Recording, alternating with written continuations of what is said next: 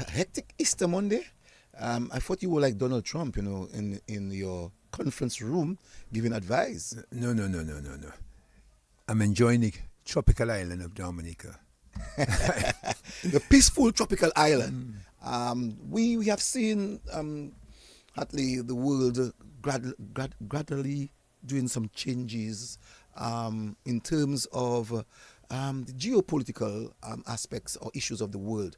And unfortunately, that we are seeing some leaders who are either arrogant or to a certain extent full of themselves, really trying to make the world think that some of us are not thinking wisely. No, no, no. You see, you have to be a student of history to understand what's happening.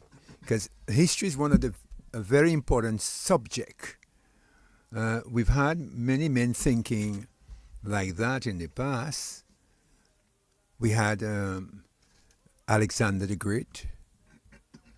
We had another great leader, Napoleon Bonaparte. We had the great man, Adolf Hitler. And we've had many men who think that they can control the world, and you know what happened to them. So it's not unusual.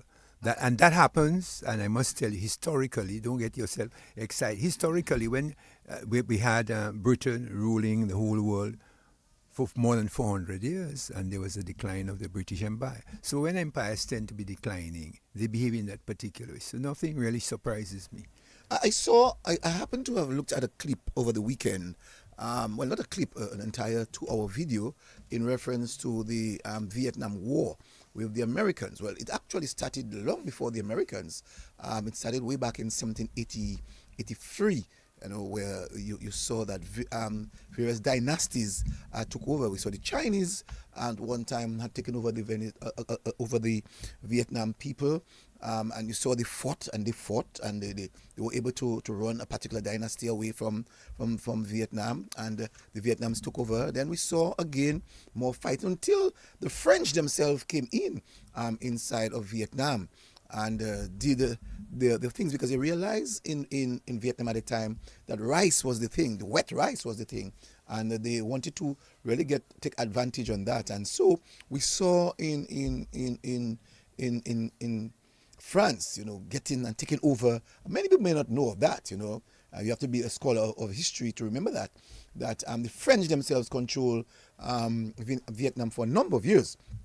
And we saw as time went by, the British themselves got in there out of their own interests.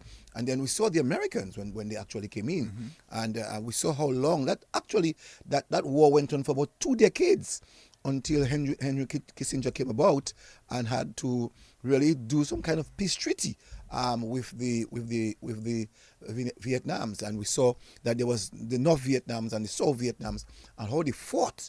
Especially the North fought against the South. The Americans had a rough time, a rough deal, mm-hmm. because the Vietnamese were so brilliant in the things that they did, and how they got to really get over that of the Americans. Right, but when you're talking about history, you're talking about the French occupation of Vietnam, and the French was defeated in the Battle of Dien Bien Phu when you had a great leader leading the Viet Congs, known as General Giap. He led the armies of the Vietnamese to overthrow France in Vietnam, and then the Americans came in 20 years. You saw what happened. And the whole question was to unite North and South Vietnam. And as you notice now, in present day time, it's no longer North and South Vietnam. It's Vietnam. The two countries have been united. So they have since then came together in the mid-70s, mm-hmm. After this long fight between the North and the South. Yeah. We know that the North was communist, and we know that the South was more or less capitalist, not more or less, mm-hmm. they were capitalists.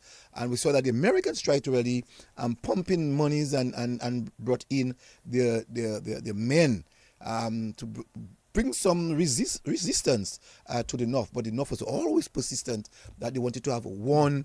They wanted their Vietnam. independence. Yeah, they wanted their independence. The struggle was for independence. They wanted North and South Vietnam to be Vietnam. And the South Vietnamese did not trust the North Vietnam because they felt that the North Vietnam was already stronger in terms of their military acts, and that they would have overpowered the South. But unfortunately, the leader of the South of Vietnam was not very popular. He was assassinated a few weeks before, 20 days before President We had Kennedy was assassinated. We had the fall of Saigon, and you could see what happened when Saigon fell, because Saigon was the capital of South Vietnam. Vietnam, yes. Right. So, when people struggling for their independence, it is very difficult for armies to conquer them. You know, the Roman, and I even forgot to mention the Roman Empire. Yes. Yes, the Roman Empire themselves actually went Yeah, in man, the early Yeah, man, centuries. Rome was a superpower, you know. Yes. In their time. We had the Greeks being a superpower. So after a while, empires decline, and it's just a fight to preserve your empire. Because when we look at the war that's happening between America, Israel, and Iran, it's not really about war, you know, in terms of a real war. And if you look deep, it's money. The war is about money. The war is about oil. The war is about control. You have a few oligarchs who always want to control their money. Because sometimes you hear, oh, there's a peace deal. Then you see the stock market goes up. So it's really an economic war, man. And what I'm going to try to do now, Hatley, is to make you, for the listeners out there to understand. I think over the week, last week, we saw that the foreign minister of Iran made that statement. He said that your threats are beneath our feet.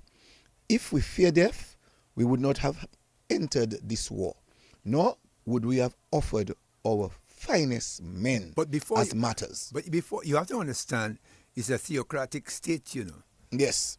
And when you're a theocratic state and you believe in Islam, you must understand when you die, 7 virgins waiting for you in heaven, you know, my brother.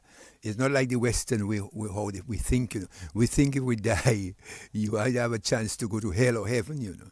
But with these countries, man, dying in battle, you're a martyr. You become martyred. You and know. they said that death is. They said, and the foreign minister said that death is an honor. Yeah, man. Virgins waiting for us you, man. as we defend our homeland. And virgins waiting for you, man, so you can go to fight and die, man. And he said, we are born free. We will die free. We will not submit. I mean, come on. Do you know another race that's thinking like that? Another race? Mm-hmm. Well, I think everybody in the Japanese, man. Yeah. The Japanese only surrender when an atomic bomb was thrown on them, you know. You never see the kamikazes. They did not surrender. They never surrendered, man. Because of their type of belief and the ideology. Yeah. So they always believe, there are always these ideological differences. But this is not when you look at the war, it's not a war.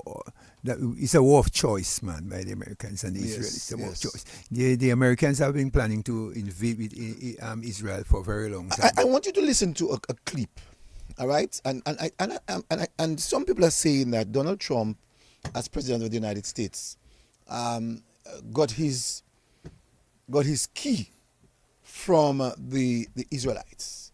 Well, he said people are saying that's because of Israel that Donald Trump would have made that statement. But I can go back as Donald Trump as a young man, where Donald Trump would have made this statement. Just listen to that, and we'll discuss it in a while.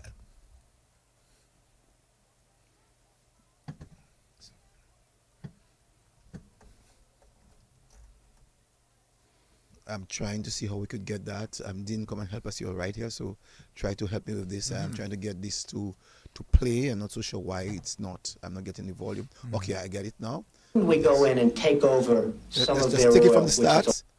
We're going to have a war, and it's going to start in the Middle East. Why couldn't we go in and take over some of their oil, which is along the sea? How would you do that? Would you send in the Marines? Would you take a chance in a war? Let them have Iran. You take their oil. That's what How? How? I mean, do we want a war? What do you mean go we in, take their oil? You go in. You're How gonna have do a we war, go Barbara. in? You're going to have a war by being weak. Okay, how do we go in? What do we do? Excuse me. Yeah? You're going to have a war, and it's going to start in the Middle East. What if the Soviet Union said, you do this to Iran, we're going to come in? I don't believe they'd do it. The next time Iran attacks this country, go in and grab one of their big oil installations, and I mean grab it and keep it, and get back your losses, because this country has lost plenty because of Iran. You're going to have a war. No. That is a video way back in 1987. So Donald Trump would have been 40 years at that time. Wrongness. Donald Trump is 49, so it's 49 years. Sorry, Donald Trump is 79. Mm-hmm. So it's some 49 years ago, Donald Trump made that statement. All right. So he would have been 40 years. But he's not only speaking. So he has that concept since at the age of 40. Not he alone.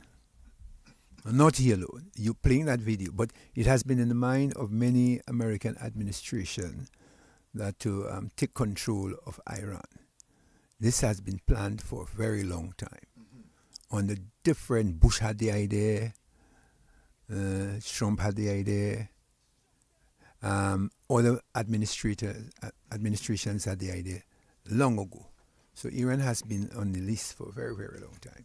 And it's simply because of its oil and its strategic position in terms of the other Gulf states. I want to play another piece. This one is from Richard Haas. He says that there is no agreement for attacking Israel bridges and power plants. So let's listen to this. President Trump is once again threatening to devastate Iran's infrastructure if a deal is not reached to reopen the Strait of Hormuz by 8 p.m. Eastern time tonight. The president has repeatedly pushed back this timeline over recent weeks, first issuing an ultimatum to Iran on March 21st before delaying his deadline several times in quick succession. Then on Easter morning, President Trump issued that expletive-laden threat to attack Iran's power plants and bridges if the critical waterway is not reopened by tonight. The president then reiterated this morning in a press conference yesterday at the White House, suggesting the timeline would be final, while also acknowledging talks are ongoing as the escalatory deadline looms. Iran, however, remains publicly defiant.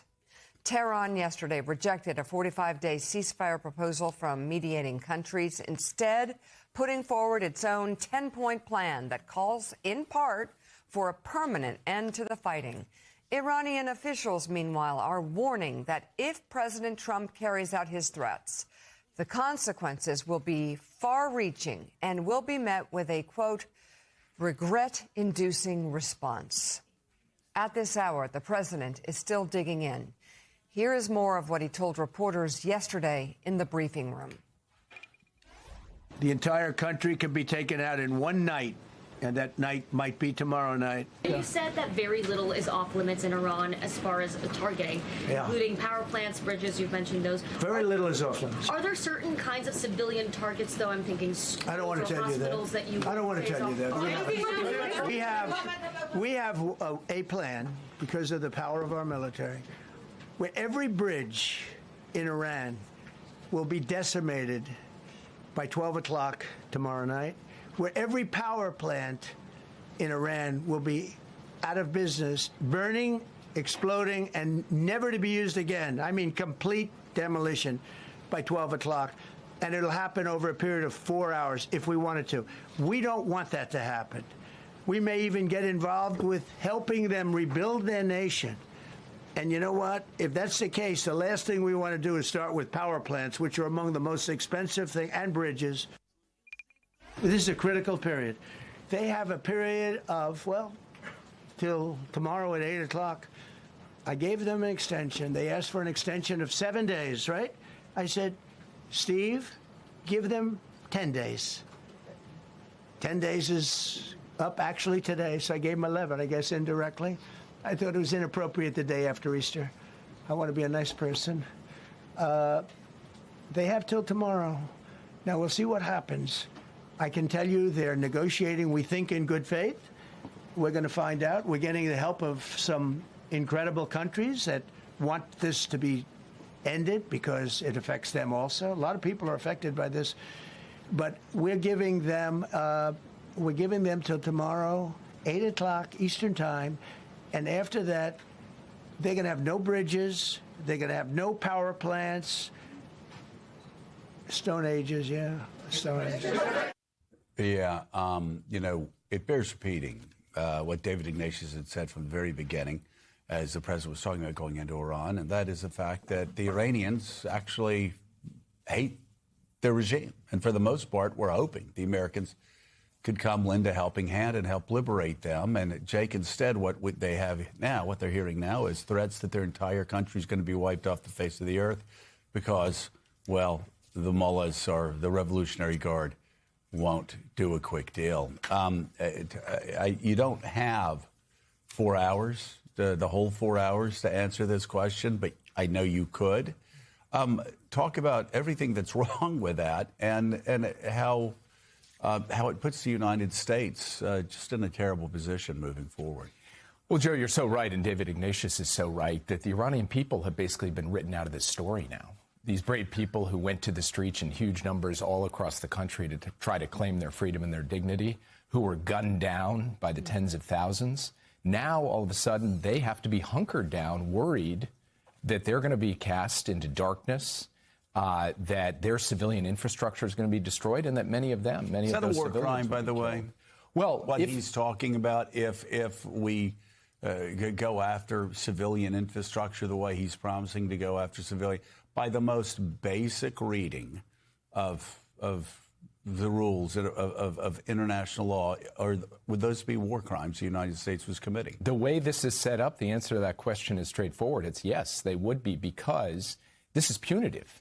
He's not going after a power plant because it's a pure military target that's fueling the war machine against the United States. He's going against those power plants to punish Iran and punish the Iranian people, to try to make them basically quit. And here's Donald Trump speaking for the Iranian people.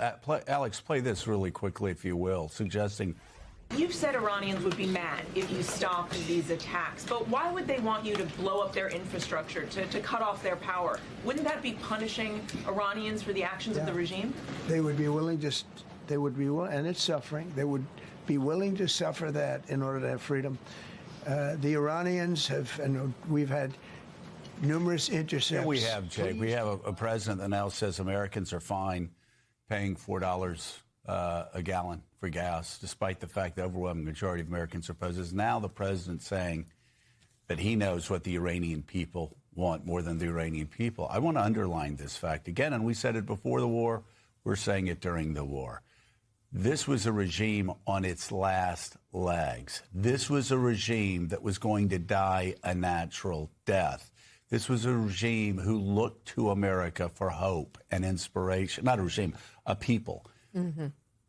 Now, we're turning them into enemies, and we're the Iranian people that expected us to save them. We're victimizing them again. What's so cynical about this is, if you go back to the beginning, it was President Trump who said to the Iranian people, go to the streets, help is on the way, who told the Iranian people we would have their back if they went out.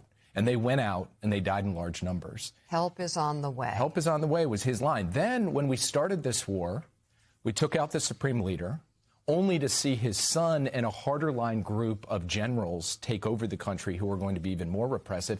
And then we basically came out and said, no, regime change has nothing to do with what we're trying to achieve here. And by the way, I think us trying to achieve regime change through aerial bombardment was a bad idea. But we've written that out of the story. So when President Trump says, I'm going to bomb the infrastructure and then the Iranian people are going to get freedom, he's not even trying for that. He's trying for something much more simple, which is to open the Strait of Hormuz, which was open before he started this whole thing. So there is something deeply cynical in the way that he's presented this entire operation over the course of the past month. And the Iranian people are certainly suffering as a result. So too, of course, as you said, are the American people, who are feeling it in their pocketbook at the pump every day with no end in sight. John Lear, is the president bluffing? The president has not decided what to do. I'm told advisors, though, that he's not. This is on the table. He is not committed to doing All this. of this is on. Okay, let me ask you now, my good friend Adams, is the president was bluffing? Mike, President of the United States cannot do that. And I'll tell you why he cannot do it. He has two superpowers next to him, and that is China and Russia. Remember, there's BRICS, and the Russian President Putin has made it quite clear, and the President of North Korea has made it quite clear that the United States cannot use nuclear bomb on Iran. He cannot. That's just bravado. And when I hear, you have to look at history, because you're looking at Iran is very close to Russia. It's just the border. You just cross border and you into Iran, and Iran has been a faithful friend of Russia during the war of Ukraine. But I can tell you that Donald Trump announces 2 weeks a ceasefire, and Iran already claimed victory. Because he cannot. You cannot. You must understand that they're superpowers. Iran has 90 million people. So they're fighting a war on their land. Because when we look at the Vietnam War, the Vietnamese were bombed morning, noon, and night. And they still resisted. And he also said tonight that Iran 10 points proposal is workable based to the negotiation. Right. But even when he was making that bravado that he'll bomb them to the stooges, pure nonsense. Because you have other players there. You have China, you have Russia, and these are superpowers. So when he makes those bravado statements and I hear them playing that, and for students of history, I just find that we rather strange, because we are not studying history. And from the White House, we also heard that Israel has also agreed to have a temporary ceasefire. Well, with because Iran. when you look at the other news medias around the world, you must understand that during the 10 days war where Iran engaged and Israel engaged Iran, that they run out of missile cover. That is their FAD missiles, their David Sling missiles, the Patriot missiles, which are interceptors for ballistic missiles. They ran out of that. And when you look at what they were saying, all the military guys, the Americans themselves have used a lot of their interceptor missiles in Ukraine. They had to move some of their systems out of South Korea and move it into Israel, because basically most of the radars in the other countries like Kuwait, Bahrain, Saudi Arabia, Dubai, hosting military bases, they have been bombed. Now, when you look at the strategy, you have to be a military strategist to understand that. The Americans are not fighting a war which is a conventional war. They're fighting an asymmetric war. Now, what is an asymmetric war? It's a new type of war whereby you decentralize your operations from central command. So every commander within different areas can operate independently. So therefore, you're not fighting an enemy on one front. You're fighting an asymmetric war. It's a new type of warfare because they're using drones. They're using missiles, so your ships can't come close. So when I hear that, I hear CNN, I hear ABC, I just say to myself, but this is propaganda.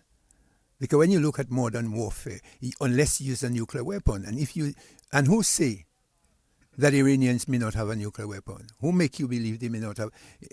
They have nuclear, they have uranium, which is about 60%, which is about 60% upgraded. It doesn't take them long. So this business of nuclear and all this bravado talk, I hear you all playing and listening, and I say to myself, but have they not been following wars around? This is not Venezuela, my brother. These people have a culture of war. You're talking about what you call, you remember what they call Iran in the old days? Pusher. Yes. They have never been defeated. Go to your history.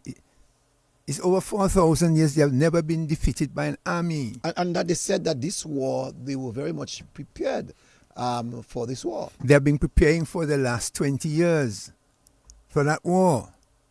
So it's not, you're not fighting. You see what happened in Afghanistan with the Americans. You follow the recent history, you saw the Americans had to leave their biggest base in the Middle East. You know what the name of the base is? One of the biggest American bases that they've spent so many millions of dollars to build. Was it Biden had to leave the base? He had to leave. You saw it on television. Bahrain. So I hear you all guys are following Western news media every day and not listening to other media houses. I find it remarkably strange. And you know, to hear tonight that President Trump, announced the 2 weeks ceasefire with Iran ahead of his 8 p.m. Eastern time deadline, suspending bombing, attack after Iran. It's just amazing. Hang on. The Americans are not controlling the airspace of Iran, The Americans do not have total coverage over the Iranian airspace, To do massive bombing, you have to have total control of the airspace of another country. So why would you have said earlier today that and posted on social media that he's warning that a whole civilization will die tonight? No, man. Iran controls the airspace.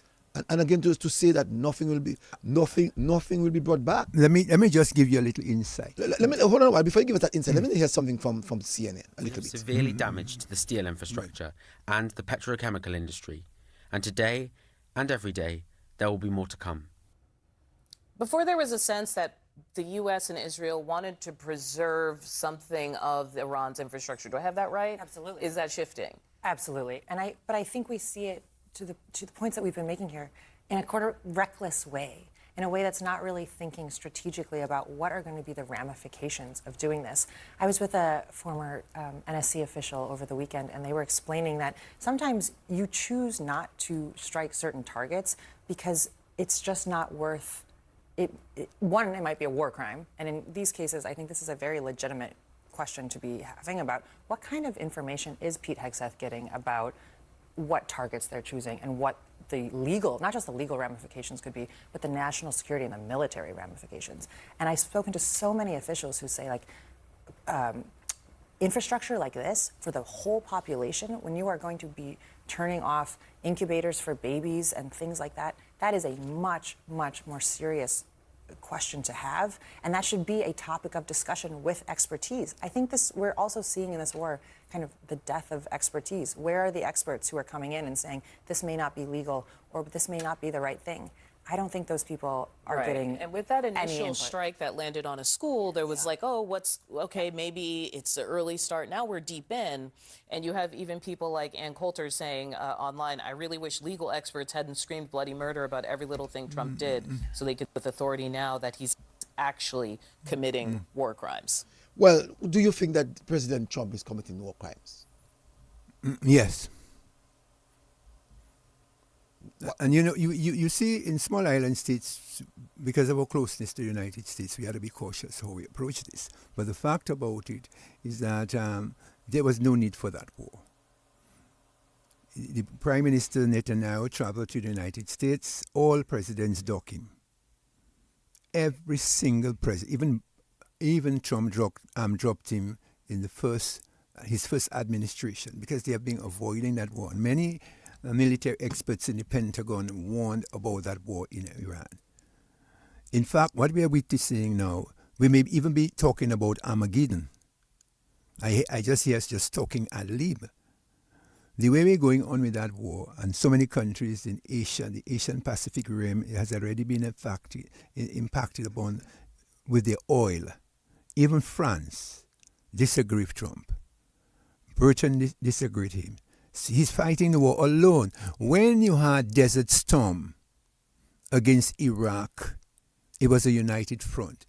Tell me if you hear of any NATO countries that is with Trump in that war. I asked you the question, Cecil.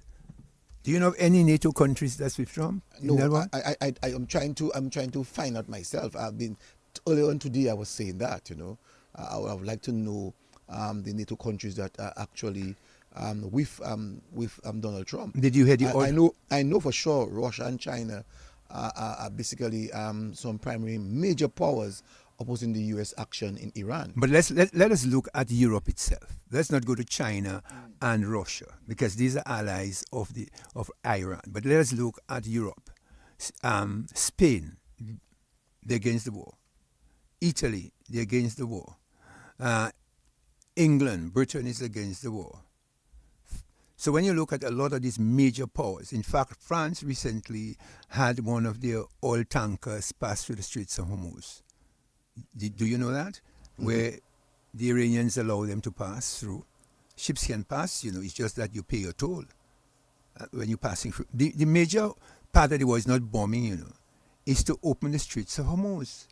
It's economics. So even if you bomb the whole of Iran and you can't open the straits, it makes no sense because the global crisis in oil will continue because 20% of the world's oil pass through that waterway, and the most important thing is to open that strait. And you're so right.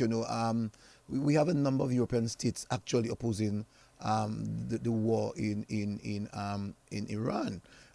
We have a few states really are outright against the U.S.-Iran war. Mm-hmm. Most criticize the escalation while supporting defense actions. So you have Southern Europe nations like Spain and Italy have been most vocal in opposing that U.S. strike. And not only that, during the time of Desert Storm, they were united with the United States to remove Saddam Hussein. To remove Saddam, that's correct. Right. So now you can see that they're really not with that war. Yes. So Spain. Yeah, go ahead. All they're saying is that's a war for Israel. Yes. It is not a war really that the Americans are not really. Most of American oil doesn't really go through the Straits of Hormuz. And we saw last week that France pushed back on some of the U.S. operations. But you heard what Trump called Macron in the last discussion, and you see he lost his head and used the four-letter word. Yes, and immediately what we saw was the Iranian authority giving France that permission to pass through. You give them a laissez-passer. Mm-hmm. You can pass. And one of the things that outside we also know that the European Union and the E3, we know the E3 is actually the United Kingdom, France and Germany. They all condemn the Israelite attack. But they're not with the United States. Germany, which is one of the biggest powers in Europe, is not with Trump. So when you see even in the eastern states like Poland and the Baltics, Baltic states and everything, also Czechoslovakia Republic and the Romanians themselves. Yeah, they back away from that. Right. They're saying, and you heard what Trump said, when I win my war, I hope all you to come and ask me for favor because you're not helping me and all you don't want to open the straits. And he went so far as to even ask China to open the straits. You remember that? Yes, but the Chinese didn't take him on, eh? And remember that. I tell you, it's economics. Iranian oil is selling, The sanctions were lifted on Iranian oil by the Americans. A while now. Yes. It's a while now. They're selling their oil to the Americans. Do you know that Russia is selling her oil too? Yes. Because remember, Russian oil was under sanctions as well, So I tell you, some big, powerful men in the United States, when you look deeply, that's really fighting a war. Because war generates revenue, A lot of countries create war for money, That war is really a war to create money for the oligarchs in the United States. If you read deeply, you'll see that for yourself. Did you hear the Pope's statement? I didn't hear the Pope statement. I think you said that on Sunday. But what? Well, his statement is that he doesn't want the war. He condemns the war. He's a Catholic, In his Easter message, he said that that war should stop. Let us have peace instead of war. Nobody wins the war. He made that point. That the war is making no sense at all, because when you think about it, the Caribbean will feel it too. It start feeling it. But there are some countries though at the same time as we're speaking, like the Gulf Arab states that is in agreement to the war. Kuwait is one of them. Qatar, Saudi Arabia, these countries finding themselves, the United Emirates also part of the agreement or an agreement to that war. And that's why we're seeing that Iran themselves are very forceful with these people, because they align themselves with the US on that war. But if that war continues for another 3 weeks, Dubai will disappear. Because the latest reports I was reading said many European countries are moving their people out of Dubai, out of Kuwait, out of Saudi Arabia, out of Bahrain. So there's a mad scramble to get people out. So if that war continues, the economic hub, the powerful Dubai, where a lot of business was moving to, has no protective cover, you know. Do you know they have no missile shield? Do you know they cannot bring down any missile? That's crazy.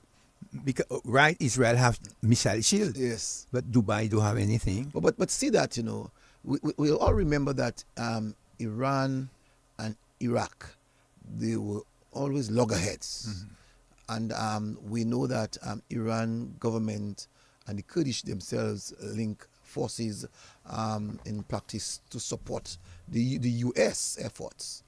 And now we are seeing that pro-Iranians, militarians, are actually fighting and to ensure that they get all the necessary support in the Middle East. And I'm seeing that now that Iran is giving some great support to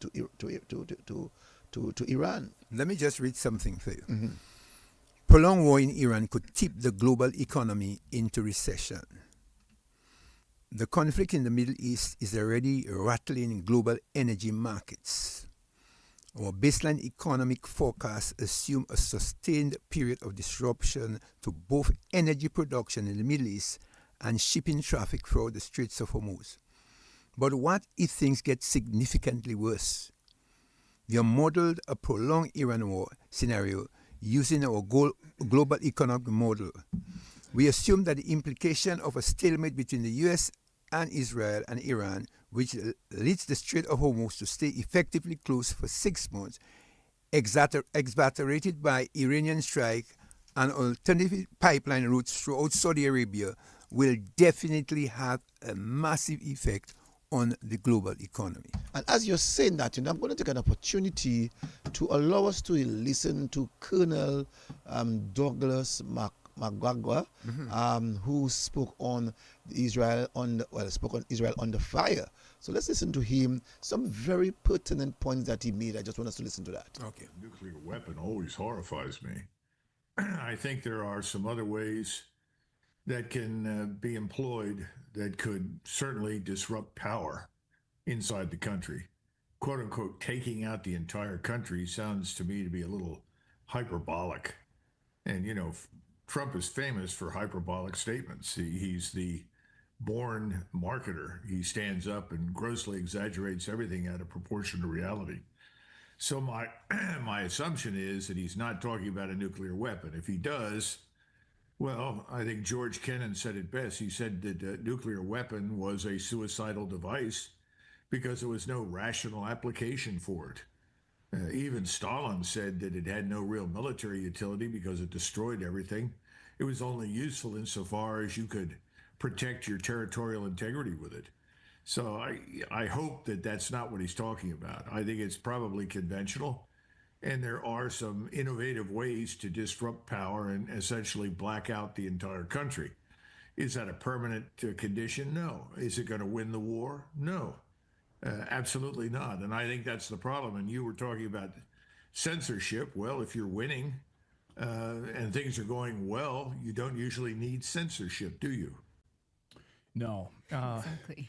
Well, the president released I think, pretty nice, jovial Easter message on Truth Social. It was inspiring, really. It was really inspiring. Like when the kids were, doing their Easter egg hunt, like, let's gather around and read the president's message because it was really inspiring. He said Tuesday will be Power Plant Day and Bridge Day, all wrapped up in one in Iran. There will be nothing like it. Open the effing straight, you crazy bastards, or you'll be living in hell. Just watch. Praise be to Allah, President Donald J. Trump. So obviously, I'm joking about that being a warm Easter message, but open the strait. Then Iran responds that they've lost the keys. We're not going to be able to open the Strait of Hormuz. Sorry, we've lost the keys to that in response. What do you think happens militarily next about the Strait of Hormuz? Militarily, I think he's going to do exactly what he says, and the Air Force will go in along with the Naval Air, and they will deliver a punishing series of strikes designed to destroy petrochemical plants, energy infrastructure, and anything that provides power and support to the government. There's no question about that. Again, will it be successful? I don't think it's going to make much difference. You're talking about a continental power. We're a maritime and aerospace power. That's why we don't maintain a large army. We don't need to. We have oceans around us. Iran is a continental power. That's why it has 1 million men under arms inside the country. That's why it's invested heavily in this ISR strike paradigm, which is to link satellites and space-based intelligence and surveillance collection to strike systems. What they will do after Trump completes his mission on Tuesday night or whenever he decides to start it, you got to take these deadlines with a grain of salt. He's not always completely honest about that, and what you may get is something earlier, who knows. But if it happens, the Iranians are going to respond, and they've already said what they will do. And I find that far more upsetting than anything we're going to do, because they're going to destroy everything of a similar quality in terms of energy infrastructure and power plants, and potentially, I don't know if we hit the desalination plants or not, but if we rob the country of power, I suppose desalination won't work anyway. But the Iranians can turn around and do that to the entire western coast of the Persian Gulf. And I think that will finish off the Gulf states. They have almost 67 million people living in that region that runs from Oman all the way up to Kuwait and southern Iraq. They won't be able to sustain themselves. They won't be able to drink water.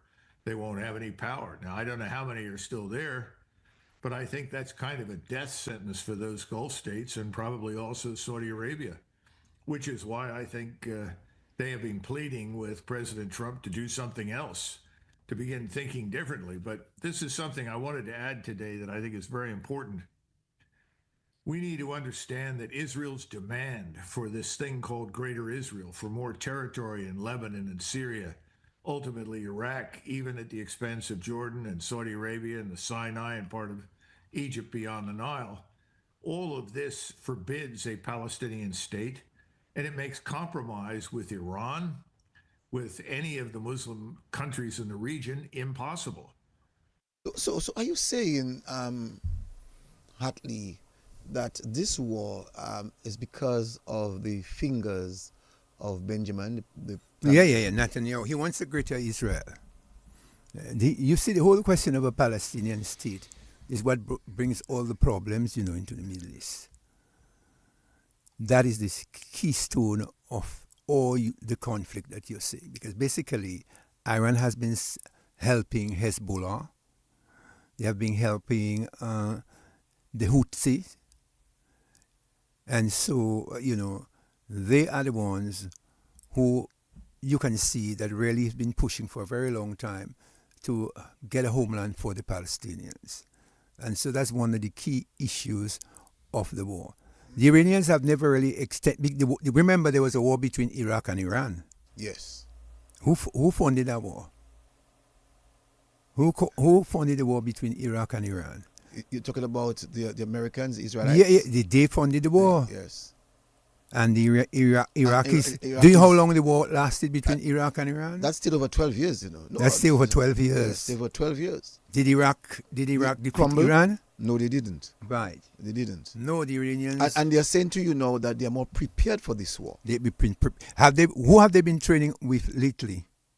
You're talking about the Iranians? Mm-hmm.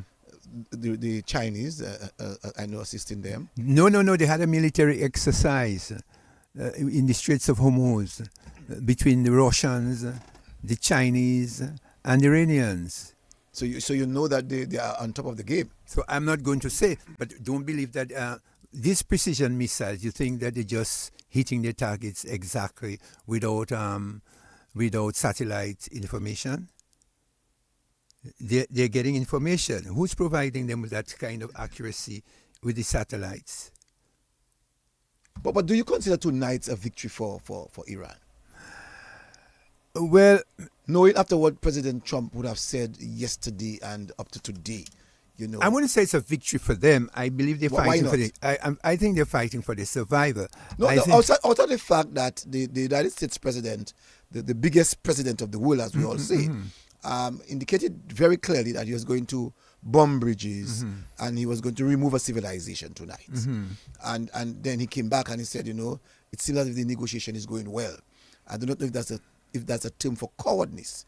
So I'm asking you, do you believe from the pullback of the president of the United States, well, do you see the Iranians as the winners tonight? In diplomatic language, you would say that the Iranians have been able to at least cause the president of the United States to rethink his whole program in terms of enforcing his rule on the Iranian people. So I wouldn't say that they have won a victory. I believe they have actually stood up. They have shown the world that they can fight. The war was supposed to last for about a week. Well, how long is it now? It's now today might be the 47th day. So I feel that they have been able to show that their power that you cannot just take for granted, because obviously they're creating a lot of harm to the naval bases and the bases that the Americans have next to them. Well, we know that in the last 25 years, countries that have been attacked by the United States, Afghanistan, Iraq, Libya, Venezuela, and now Iran. I want to hear something on that.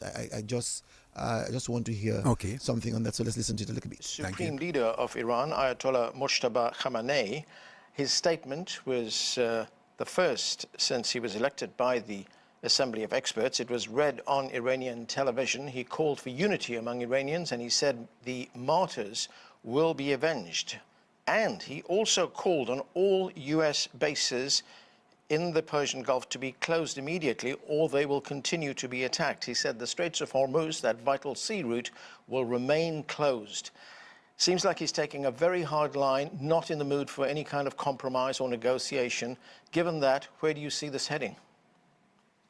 Well, what kind of negotiation? Iran tried to negotiate twice. Both times it was bombed by Israel and the United States. Iran is under a absolutely brutal attack. It's under carpet bombing. The U.S. and Israel are destroying infrastructure. They murdered this man's father and the leaders of the Iranian government. They are killing thousands of people. So exactly what is to be negotiated? This is a brutal war of aggression by Israel and the United States. And Iran is responding. And it's not surprising that they are responding. They're under threat of conquest, basically. That was what Trump said, that he would pick the new leader, that Israel and the United States would run Iran. Well, the Iranian people have a different view, clearly. They're showing up by the millions to say that they don't want to be run by the United States and Israel.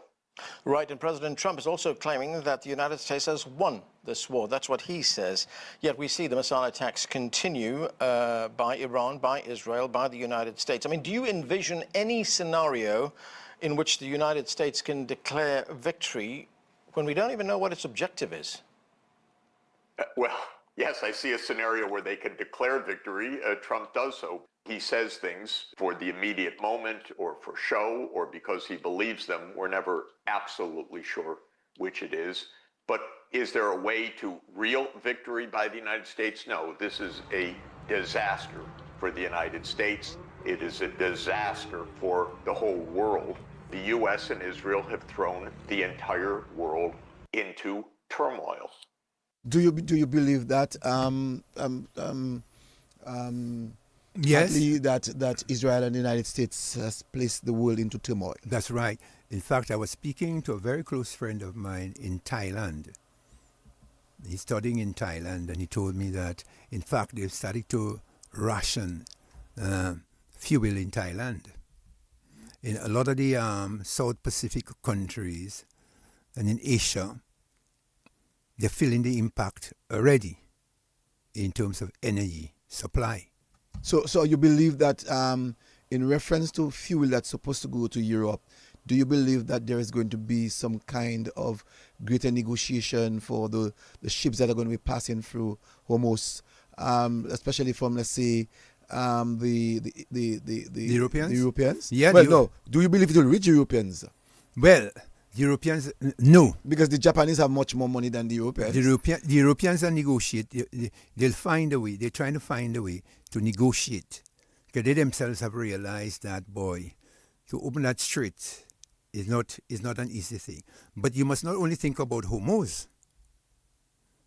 Don't forget the last time that the Houthis fought the United States and Israel, they closed another gateway. But remember, the Houthis are not very easy. The Houthis, they all have that one mind. Once their people are under pressure, they'll close the other streets. They'll close all the streets that they have to, and really have you from inside. So you'll have about almost 40% of shipping around the world affected. So it will affect the food chain, the global chain. So okay, let's take a little bit on this. Let's listen to this. And ultimately, that's what we're fighting for, because the whole purpose of our war is to essentially achieve Israeli goals.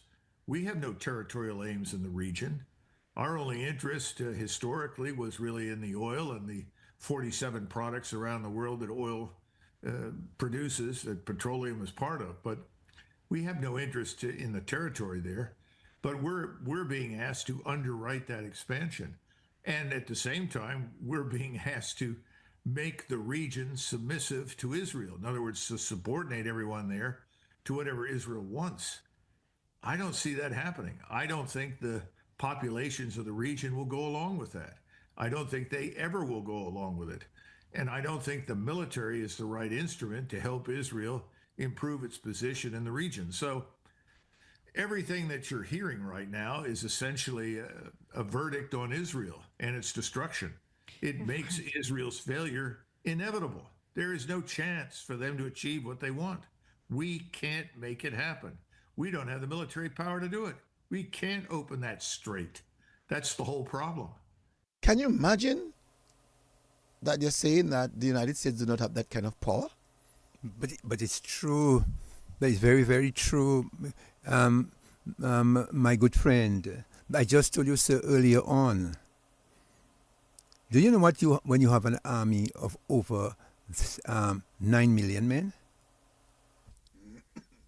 Do you know what that army is? 9 million men army fighting in the desert. Do you know? And when most of your weapons are on the mountains. And as it's rightly said that in reference to the war, that you have one country that is trained on sea and another country that is trained on land, especially land that deals with desert and mountains. Desert, man. You saw what the Taliban did. Did you not see the Taliban on motorbike? Yes. It reminds me of the Vietnam War also. So fighting that war, to me, makes no sense at all. Let's continue hearing something to see if really and truly if it makes a little bit sense. Can't be done. Something the president said in his press conference today was, I tore up Barack Obama's Iranian nuclear deal because it disfavored Israel. Obama was choosing Iran over Israel. And why would you do that? I mean, I would do that at this point because Iran has not instigated a genocide before our very eyes in the last. So, that curries favorably. Well, your point is accurate. They've killed an awful lot of human beings. They've driven them from their homes. And that's so what he said is, I had to choose Israel. I had to rejigger all of my politics, which led to this major conflict in the Middle East because I needed to center Israel as a priority. I don't think there's any other way to see it, is there? No, and I think he's put the global economic community on the road to a depression. It's only a matter of time until this depression strikes. Everybody thinks in exclusively Are you watching Al terms of Jazeera? gasoline, but it's gasoline, it's diesel, it's plastics, it's fertilizer, it's feedstock. I mean, we just go down the list. All of these things are missing in the global south, and the global south is in enormous trouble. So is Japan. Japan is trying to put all of its nuclear reactors back online. They have a lot of work ahead of them, but they're doing it. And at the same time, they're burning whatever coal they can buy from wherever they can get it. The same thing is happening in Korea. All of these states that we're talking about, whether it's Korea, Japan, India, most of Southeast Asia, most of Africa, these states are not our enemies. Most of these states have good relations with us. We are harming our friends, and we're sending them all simultaneously to the poorhouse. Now, that also affects us. I mean, President Trump doesn't seem to understand that oil is a global commodity. So when the price rises in one place, it rises in other places. We're seeing it rise here. Right now in Germany, they're paying the equivalent of about $11 per gallon for gasoline. That's actually going to go up. The situation in Europe is dire, and people are now bidding for oil. So the tankers that might otherwise go to Europe that would ameliorate these conditions, they're not arriving because the Japanese, the Koreans, Indians, others can offer more money than the Europeans can for the energy. That is serious talk. Hatley, hearing this from Colonel saying that that the price of oil in Germany is already $11. But that's right. But he just told you that Japan, they're burning coals. Europe is suffering a lot because they themselves are going to feel the impact. And by virtue of this, it's going to be very difficult for the Europeans themselves, knowing that these ships have to pass through the straits to get to Europe. They have to pass through Japan first, but and the Japanese have the money. As let me tell you who's benefiting from all that. The Russians. The Russians are benefiting from all that. They're making a windfall in energy, especially with the sale of their oil. They are the ones benefiting. And not only that, whilst the war is going on, the Iranians are making a lot of money by making ships pay the toll. They are the ones benefiting. Because you want the oil, you have to pay for it. So they're the ones making all the money. So the war is not really helping Israel or the United States. It's benefiting Russia. And Russia is just smiling their way to the bank. And do you know what the Iranians are asking for?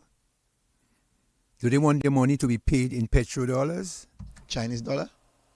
The Chinese money. Chinese dollar. The Chinese dollar. The one. What happens when they start doing that? What happens to the American dollar? What happens to the American currency? Well, if the American currency is going to be suffering that much, you're going to have some serious inflation in the United States. Well, not only for us, because for us as well.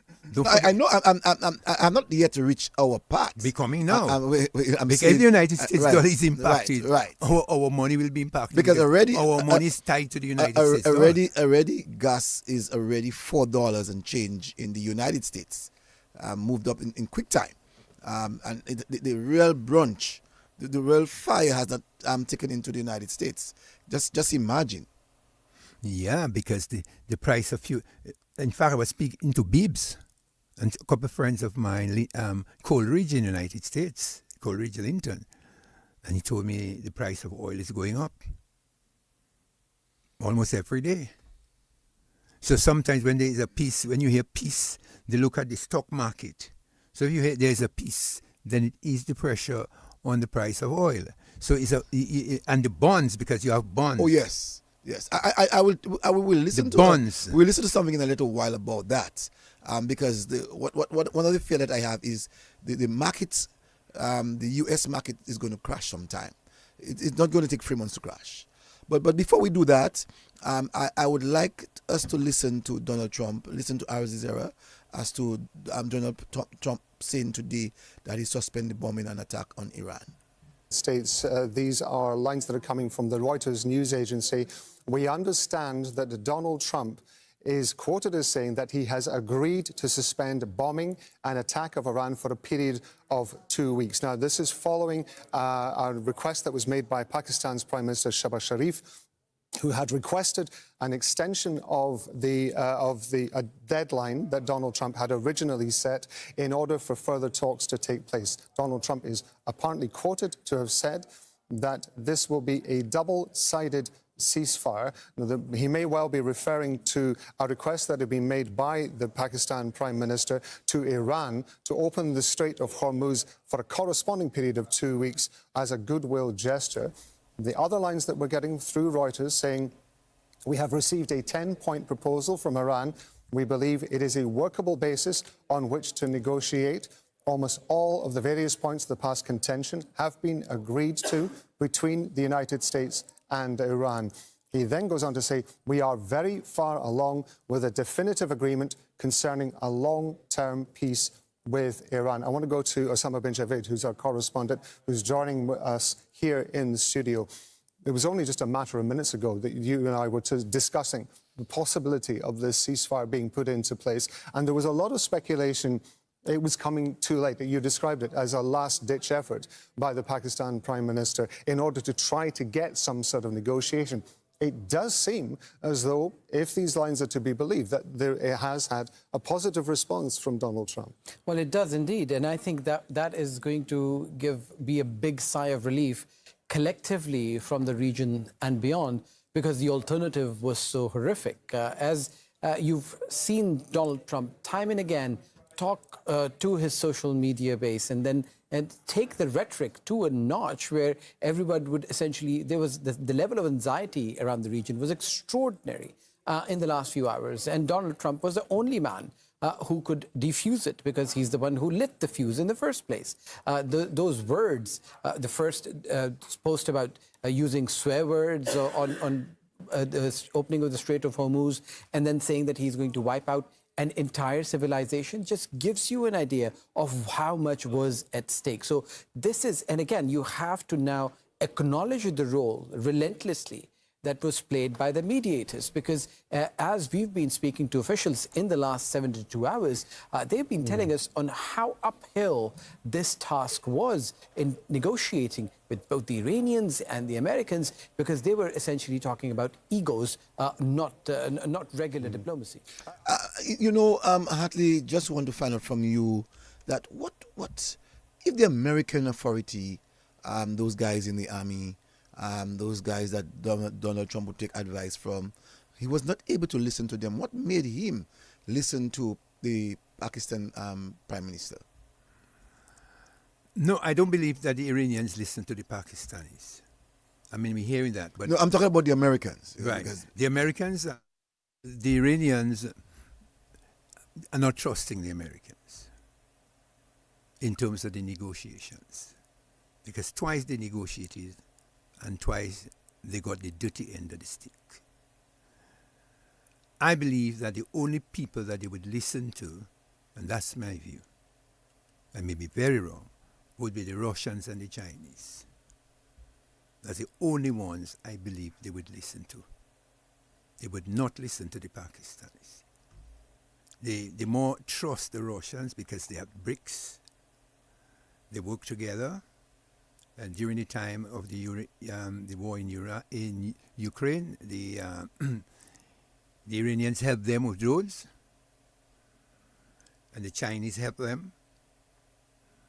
These are the only two countries I believe that they would listen to, but they will not listen to Pakistan. No, they won't listen to Pakistan. They don't trust the Pakistanis. Their relationships are not the best, so I'm not seeing that the Pakistanis would speak about ceasefire with the Iranians and they would agree. No. I'm trying to wonder, in reference to Donald Trump, what in Pakistan, that is it because of the fear in the territory I really want to know what really went into his mind for changing, because it's not necessarily changing because he figured out that he couldn't have done what he had to do. And let me tell you who Donald Trump will listen to. May sound strange. He will listen to Putin. You think he'll listen to Putin? Yeah. Knowing where Putin is at that time, stage? He will listen to Putin. He will listen to Putin. Why you think the Russian tankers went down to Venezuela, to Cuba? You have to think global and geopolitics, man. He will listen to Putin. So you're saying that you believe that they had conversation, although I heard Donald Trump said that he agreed with Putin to bring this thing to Cuba. Because I had a doubt about it. The reason why, because a few weeks ago after his first lash to Iran, he said the next place he was going to go to was Cuba. So I couldn't see that he would have had conversation with Putin on a decision to carry fuel across to Cuba. Mm-hmm. He would listen to. He's buying Russian oil. The Russians are selling the oil. And you remember, the Europeans were very mad with Trump over the Ukraine, you know. Oh, yes. Because he had agreed to give Donbass to Putin, you know. Mm-hmm. And he already said he's not funding NATO. Yes, in his very first time that he was president of the United States. He was very clear about that.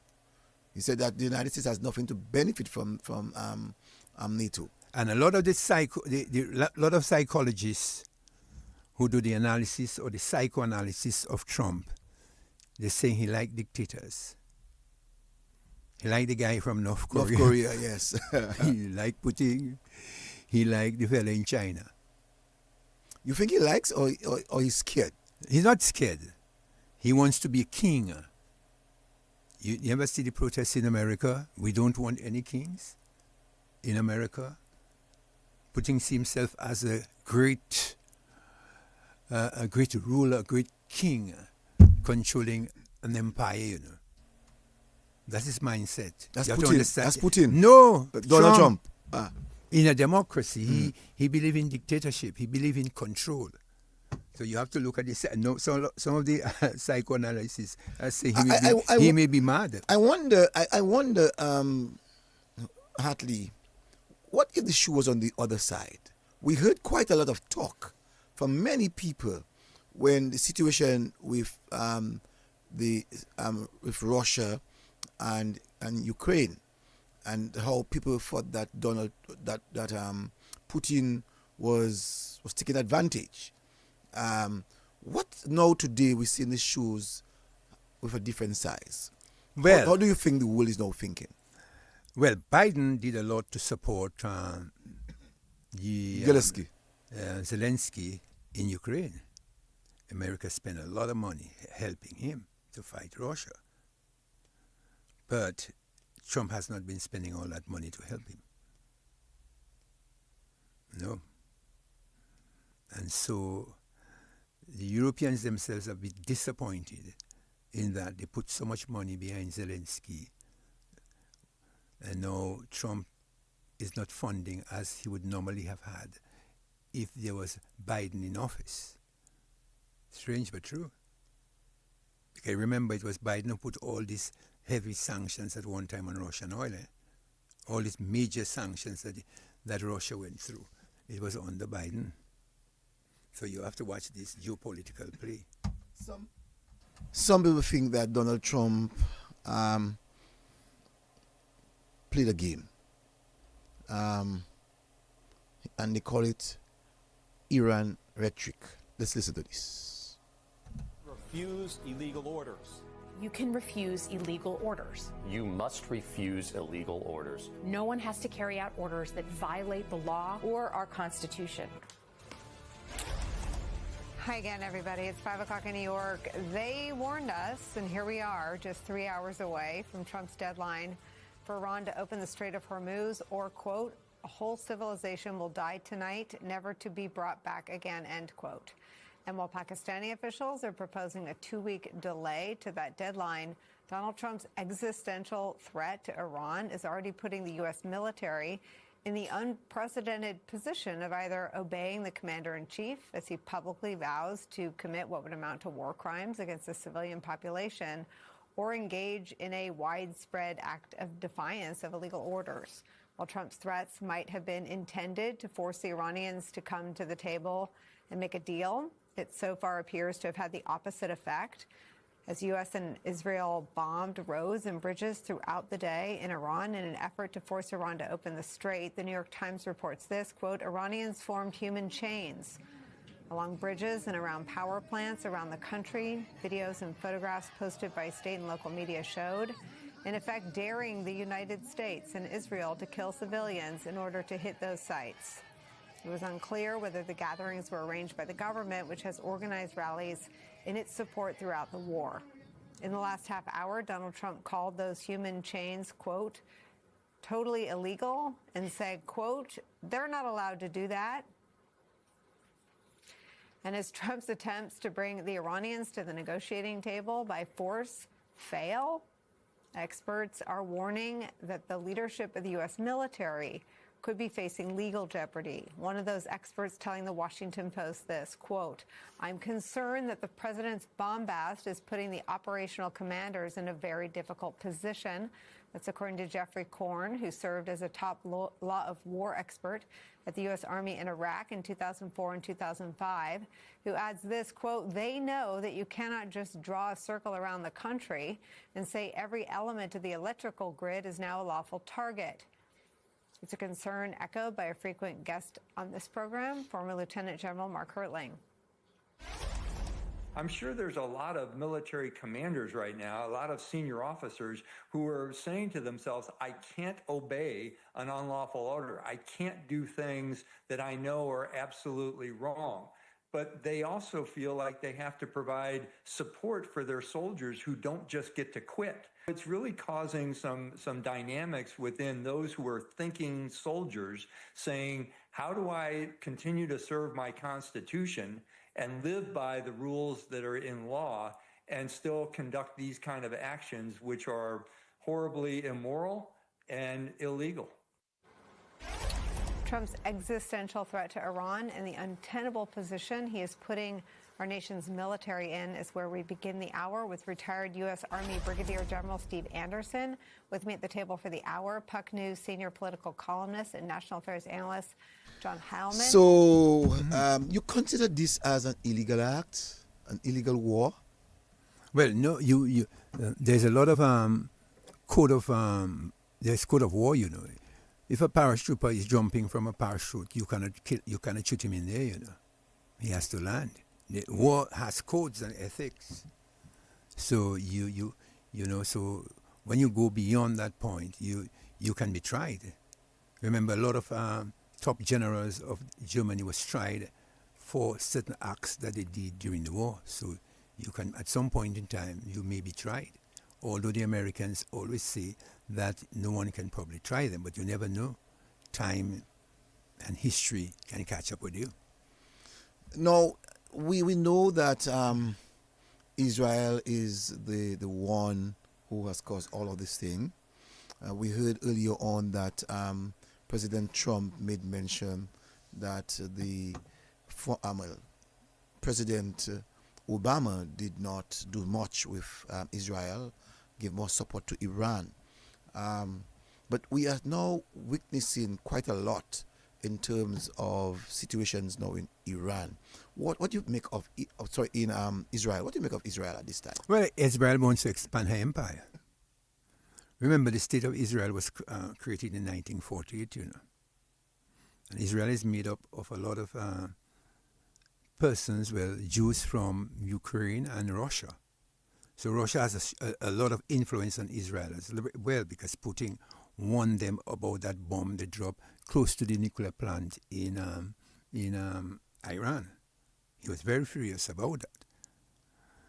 So he wants to have a greater Israel. Some are saying about the great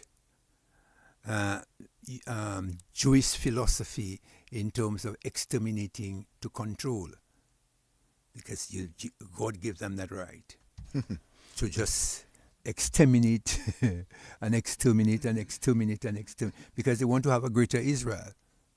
We know after Donald Trump made that pronouncement or that announcement, I understood that there were cluster bombs hitting Tel Aviv, as in Israel. And so I'm going to play a clip that came from Fox that says that sirens continue to wail. Israel intercept missiles after Trump ceasefire. Let's listen to this. We talk to Mike again.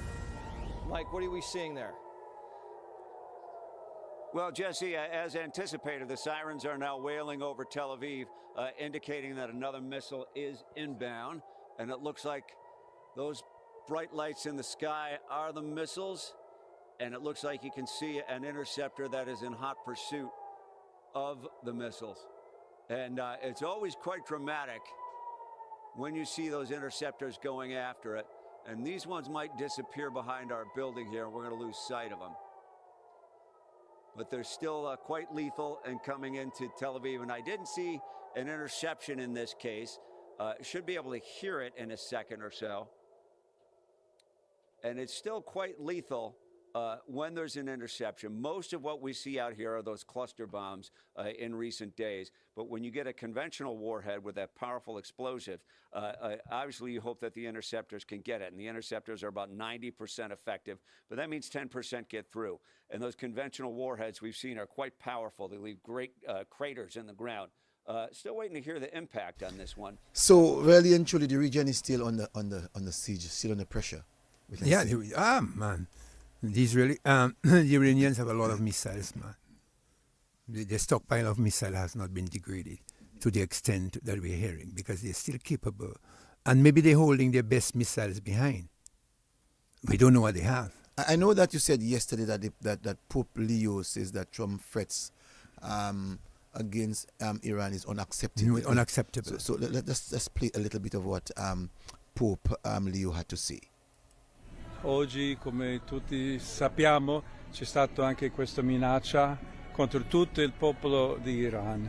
E questo veramente non è accettabile. Qui ci sono questioni certamente di diritto internazionale. I thought I could get the English of it, Sorry about that, listeners.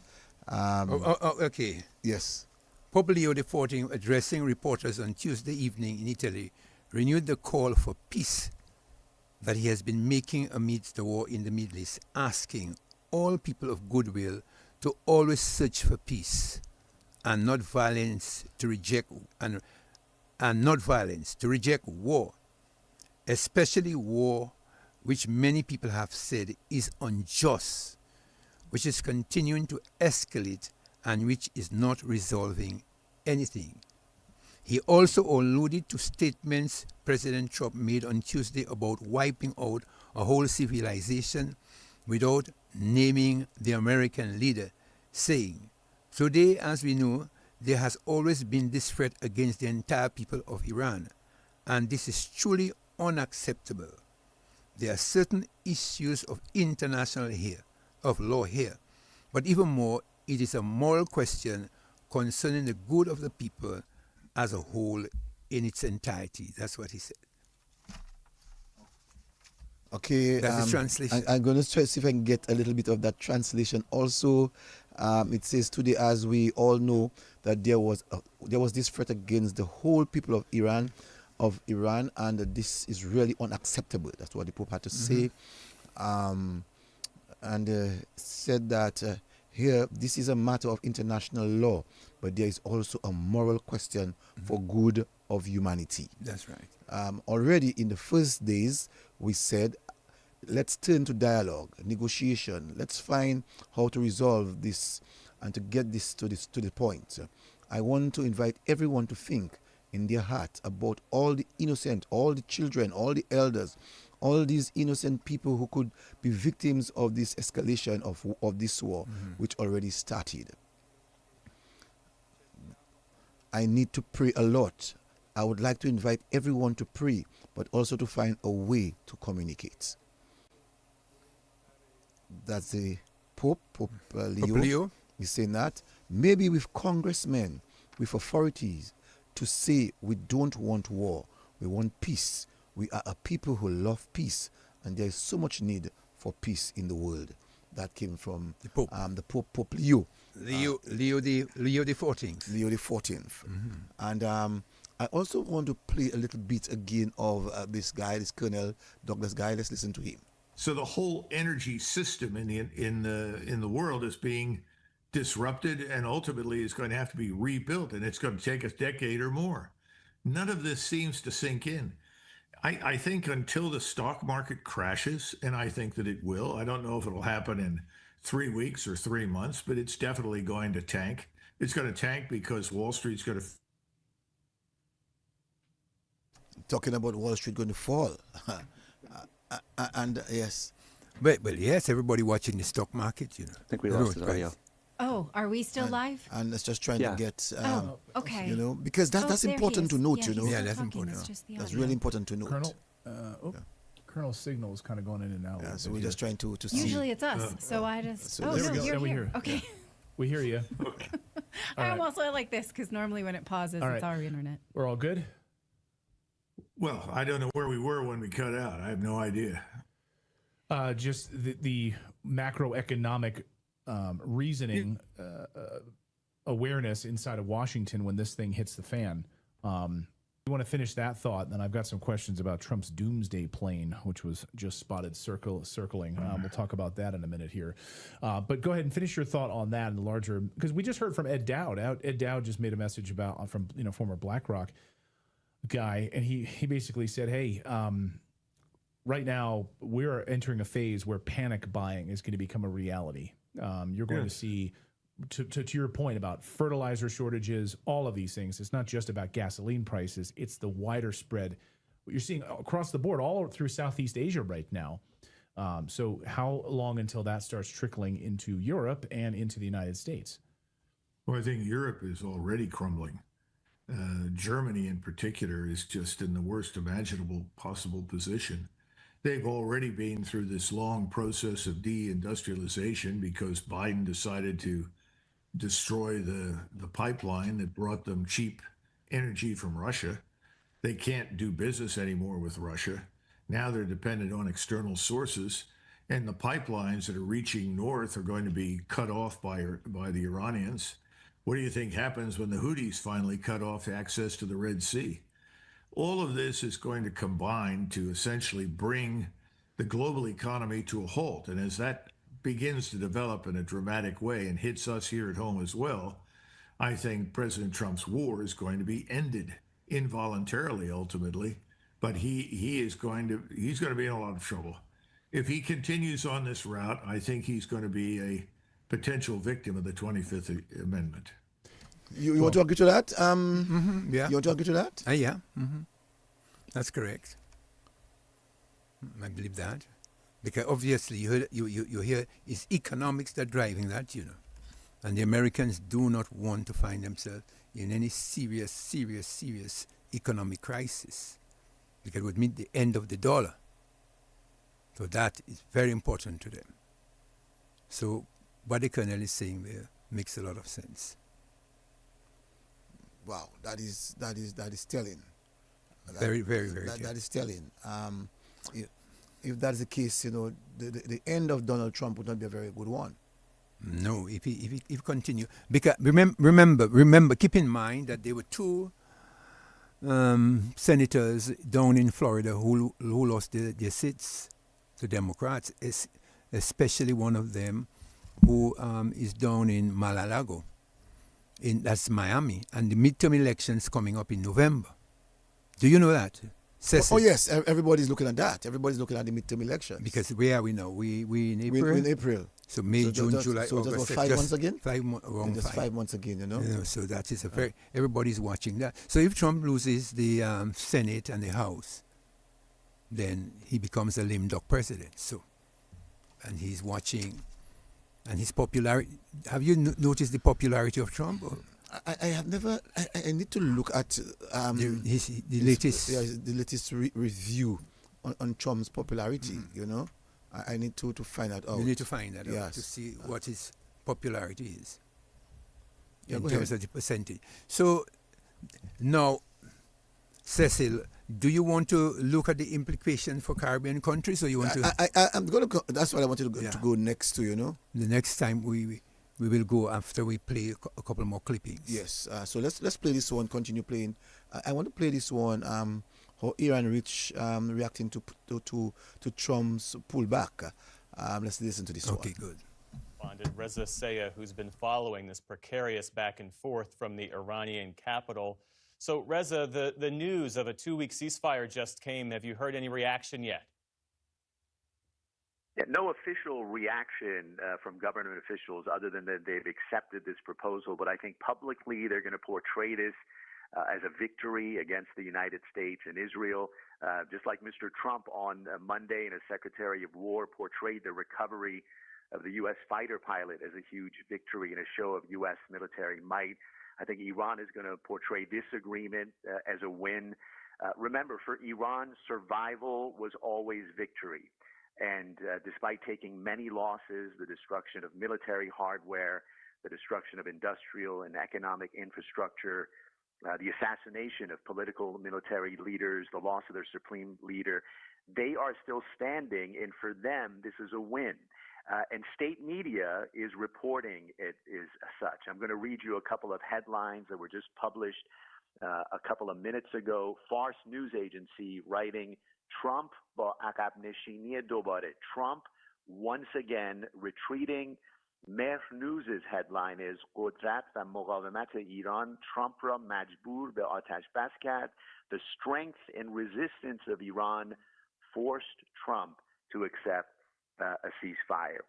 So certainly they're presenting it as a win, but I think moving forward, all eyes are going to be on the Strait of Hormuz. The agreement says Iran must open it, and we'll see if they open it and what they do beyond the 2 weeks.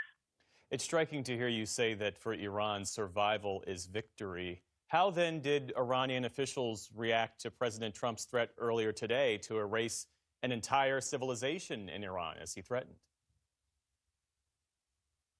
Yeah, I think the people reacted negatively.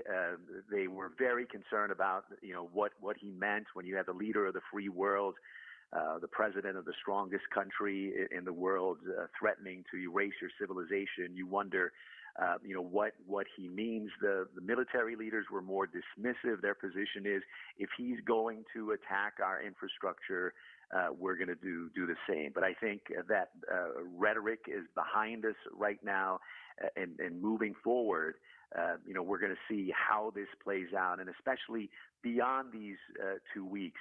Remember, it was increasingly clear that Iran's hold of the Strait of Hormuz was a lever they never had before until this war, a lever with which they could wage war on the global economy in response to U.S. and Israeli bombings, and in many ways guarantee their security. And I think it'll be very interesting to see 2 weeks from now. This was their demand to keep a hold of the Strait of Hormuz, to change the protocol. Will they stand firm next to their demand or forego it? That's going to be key moving forward. And Reza, finally, do Iranians, based on your reporting and based on your conversations, do they think that this will lead to a lasting peace? I think it's too early. I think my impression is most Iranians are going to be relieved that 7 weeks of being bombed is over, that they can take a breath, that they can rest. But in the past 47 years, they haven't been able to rest much. It's been 47 years where they've faced a brutal government and pressure, sanctions, and 2 wars facing the United States and Israel. So I think they're going to be able to take a breath, exhale for a couple of weeks, and we'll see what unfolds, after this 2-week ceasefire, and if the peace is sustained or we're back to conflict and hostilities. I like that media guy. He's very precise. I like the information that he gave. Talking about the breath of fresh air, basically, to the Iranians. They have been in wars for over 47 years. They have had 2 big wars, 2 major wars. Now they have 2 countries, 2 huge mights, 2 huge powerful military fighting them, and yet still they are still standing. And to hear tonight that Donald Trump is giving a calm for a very long time, after 7 weeks, they're getting that breather. Let us examine the calm. Because in military terms, we have to look at it from what all the experts have been saying, a lot of them. First of all, Iran was able to keep the Straits of Hormuz because of her missiles and her drones. I do not see them giving that up. That would weaken them. So they're not going to give up their ballistic missiles. I don't see them giving up their drones. Whilst Israel have nuclear weapons. Israel has nuclear weapons, and nobody has examined Israel's nuclear weapons. And the thinking now is that if you have a nuclear weapon, nobody will attack you. Because you can use a nuclear weapon. You know the destructive power of nuclear weapons. So I believe countries will be thinking, boy, you know what? To keep us away from trouble, we need to have a nuclear weapon, you know. North Korea has a nuclear weapon. You ever hear about people in trouble in North Korea? No? Because they'll fire. You ever hear anybody going to trouble China? No? Anybody provoking Russia to the extent you don't see what Russia did to move some of her nuclear weapons into Belarus? You think you can mess with these countries? Well, nobody will go and mess around with the United States. They have nuclear weapons. So the thinking, and the fellas are afraid of Israel to fight too much, because if the Israelis notice that they're going to lose their war, they might use a conventional nuclear weapon. So I don't see them. Maybe they will not build a nuclear weapon, but I do not see them giving up their missile, because that's what really kept them going, because they were able to an extent, control the airspace. Before we talk about the Caribbean, let me just listen to this one. A senior Iranian official, and I asked him about this. He was laughing and said President Trump is trying to get any kind of stances here and try to translate them into what fits him. He wants a ceasefire, and the issue is that the Iranians haven't asked for anything like this. Abbas Araghchi told yesterday, our bureau chief here in Tehran, the same issue. We're not looking for a ceasefire. He was completely clear. There is no talks going on, and whatever is happening currently is just messaging, and this messaging is going through several channels. The ones who are in charge of diplomacy are mainly the Foreign Ministry and the Supreme National Security Council. The president hasn't been in the loop. Yes, he is the president, he takes decisions, but he is not the central person when it comes to deciding on these issues, because these issues should be decided by the Supreme National Security Council, and then it goes to the Supreme Leader Mujtaba Khamenei, who is clearly taking his responsibility and calling the shots, giving the harmony we are seeing within the different layers of the system. Yes, you heard that? I saw that you were smiling. No, I know the final, because what you have is a theocratic state. That's why in Islam, you cannot transfer power to another leader.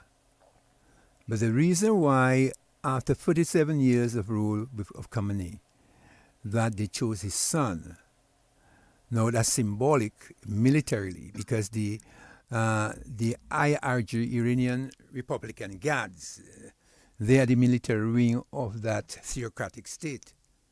And so they marry the state with religion. So that's why they put him there. It's symbolic. Because normally in Islam, they don't believe in transferring power. You're elected as a leader. It's the first time they've elected Ayatollah, who is part of family. They do not do that. But it was for a reason, to keep the army and the theologians as one. So you hear what the guy said, that the supreme leader must finally give the final word as to whether they accept the peace or not. Yes, and it doesn't reach him that easily.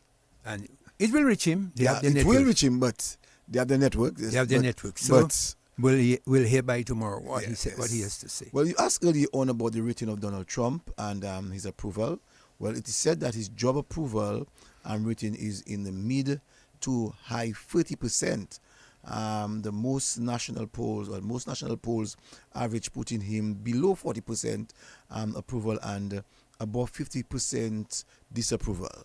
So that's very high. Very high. Also, some current national approval levels say that a leading polling average track reports that Trump net approval recently dipped into the minus, and that's minus 17. That's very high. And it is also said that a separate CNN putting his style puts his approval at about 45 to 46%, with a roughly 60 to 65% disapproval, making a new low for his second term. So he doesn't have a very good period. We can say at this time.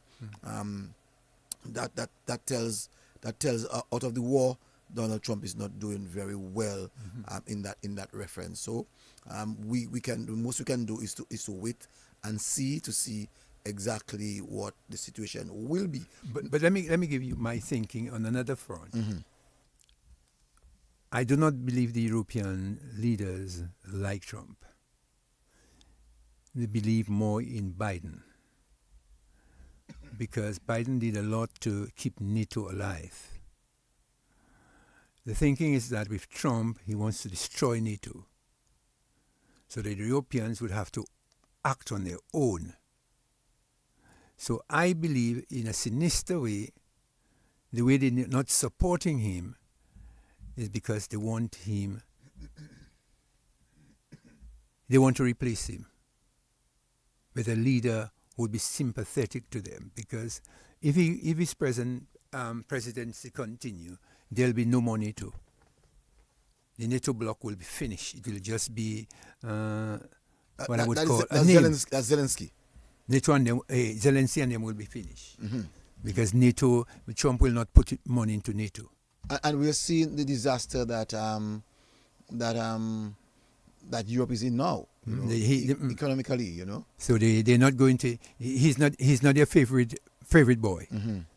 I can see that already. They more believe in a president that would be more sympathetic to their needs, because Trump is saying that he's been paying too much money for them. They're not contributing. But Trump is not saying that for the very first time. Trump has been saying that from the very first time that he was president of the United States. And he's been putting he put a lot of pressure on even Canada. And when you look at what Donald Trump did when he came in as president, you know, while a lot of people, some people I should say in Dominica, was saying hippie hooray based on what Donald Trump was actually doing to the region, not to Dominica but to the region. We are now seeing the wider man, Donald Trump, and I wonder some of these people what they now have to say in this present dispensation. But I don't know, I may be very wrong. There are many Caribbean people and many blacks who supported him, including me. You wanted me to say that, right? You wanted me to say that, right? I just want to be honest. No. You supported him. No, I did support Donald Trump. I was very clear about it. I mean, I was on the radio right now, several times. Right now, you're balling. No, I supported Donald Trump because I felt that his narrative was totally different compared to all the rhetoric that we were hearing from other presidents of the United States. And I saw what he did. Well, the very first time he ran, I supported him when he ran the very first time. And I felt the second time I giving him an opportunity to put the world at peace, because his first stint around was really clean, where he put the world at peace. He helped build the economy of the United States. We have to be upfront and be honest with ourselves. His type of leadership was totally different compared to that. I heard Colonel Douglas said that also, that when he served with Donald Trump in 2020, that this was a total different Donald Trump. When Donald Trump came this time, he realized that he doesn't have a second term, and we would have seen what he would have done.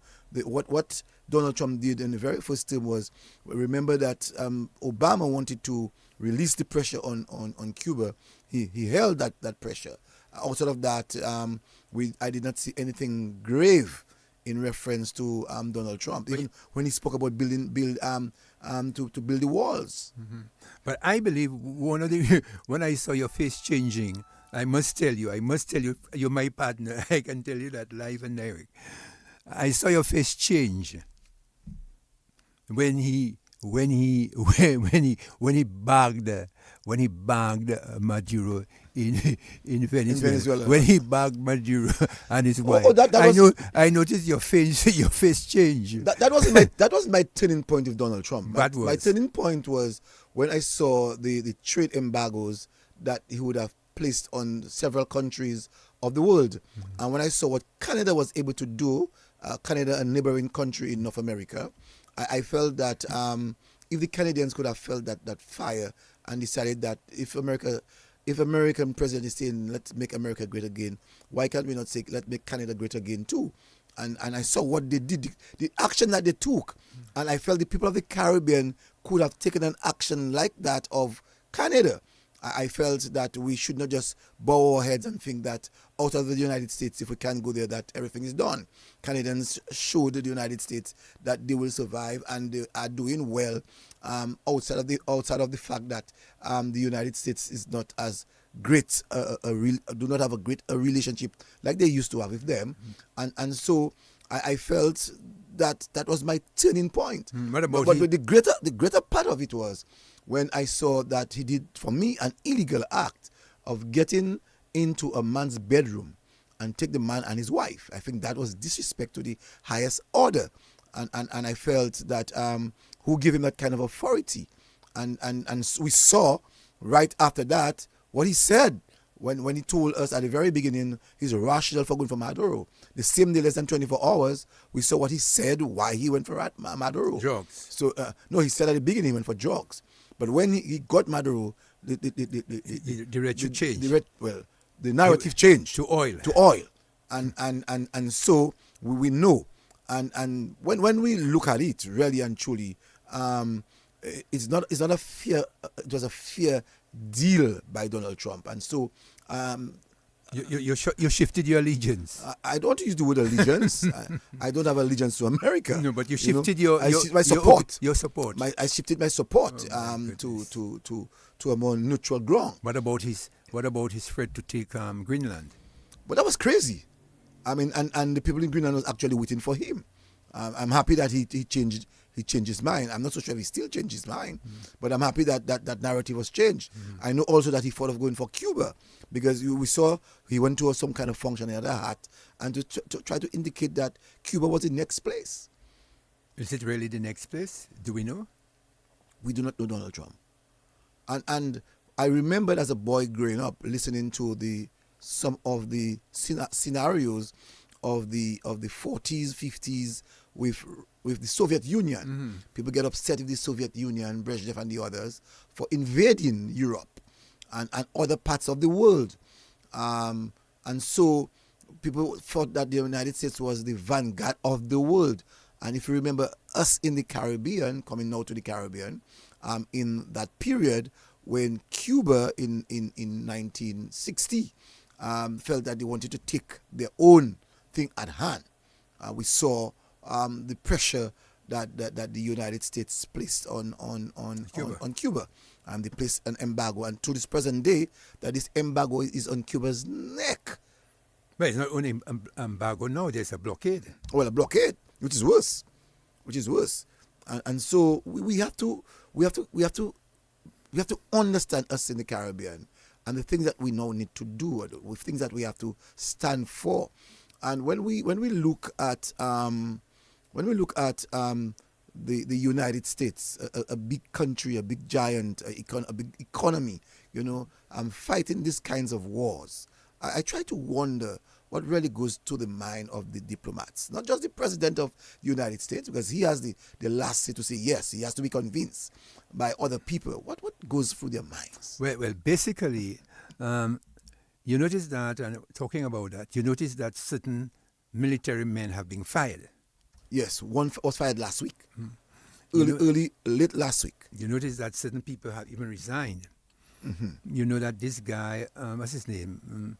the genius fella with Microsoft or AI, that guy, that young guy who used to be in South Africa.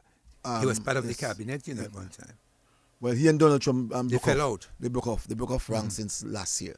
So there's a lot going behind the scenes. And you heard in one of the commentaries, military men cannot really disobey orders from their commander-in-chief. You are court-martialed.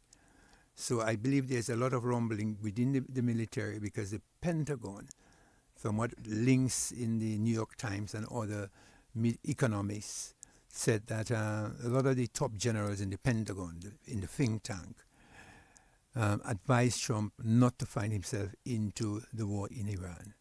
And he followed certain individuals and did it. But his military people were not very happy with that scenario because they had played this scenario many times and they realized that Iran was a very difficult fish to beat. But I think he went along with certain persons. Let us look at the Caribbean. Let's look at the Caribbean setting. Mm-hmm.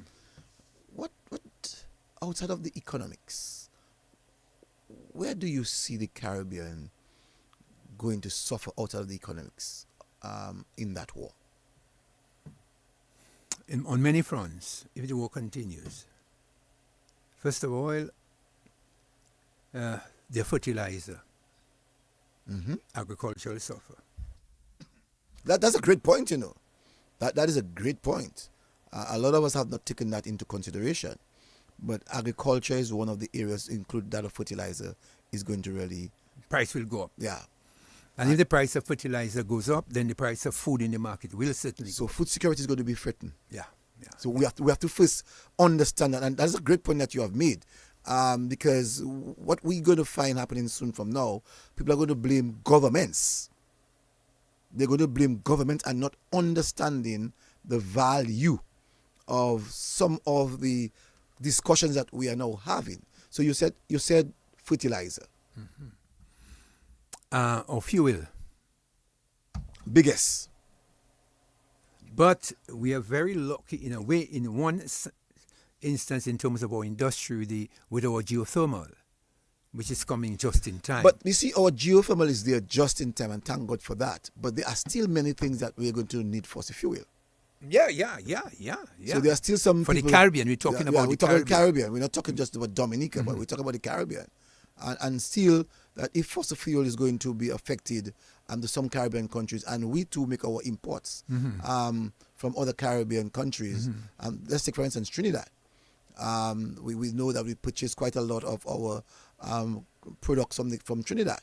And if by any chance, that this thing affects us gravely, that our prices are going to go sky high. No, you're talking about fuel. We have to also take into consideration motor vehicles, transportation. Yeah, because if the price of fuel go up and you're buying more at the pump, it means that the man who's taking you from Portsmouth to Rose or Rose to Portsmouth will want more money for his bus.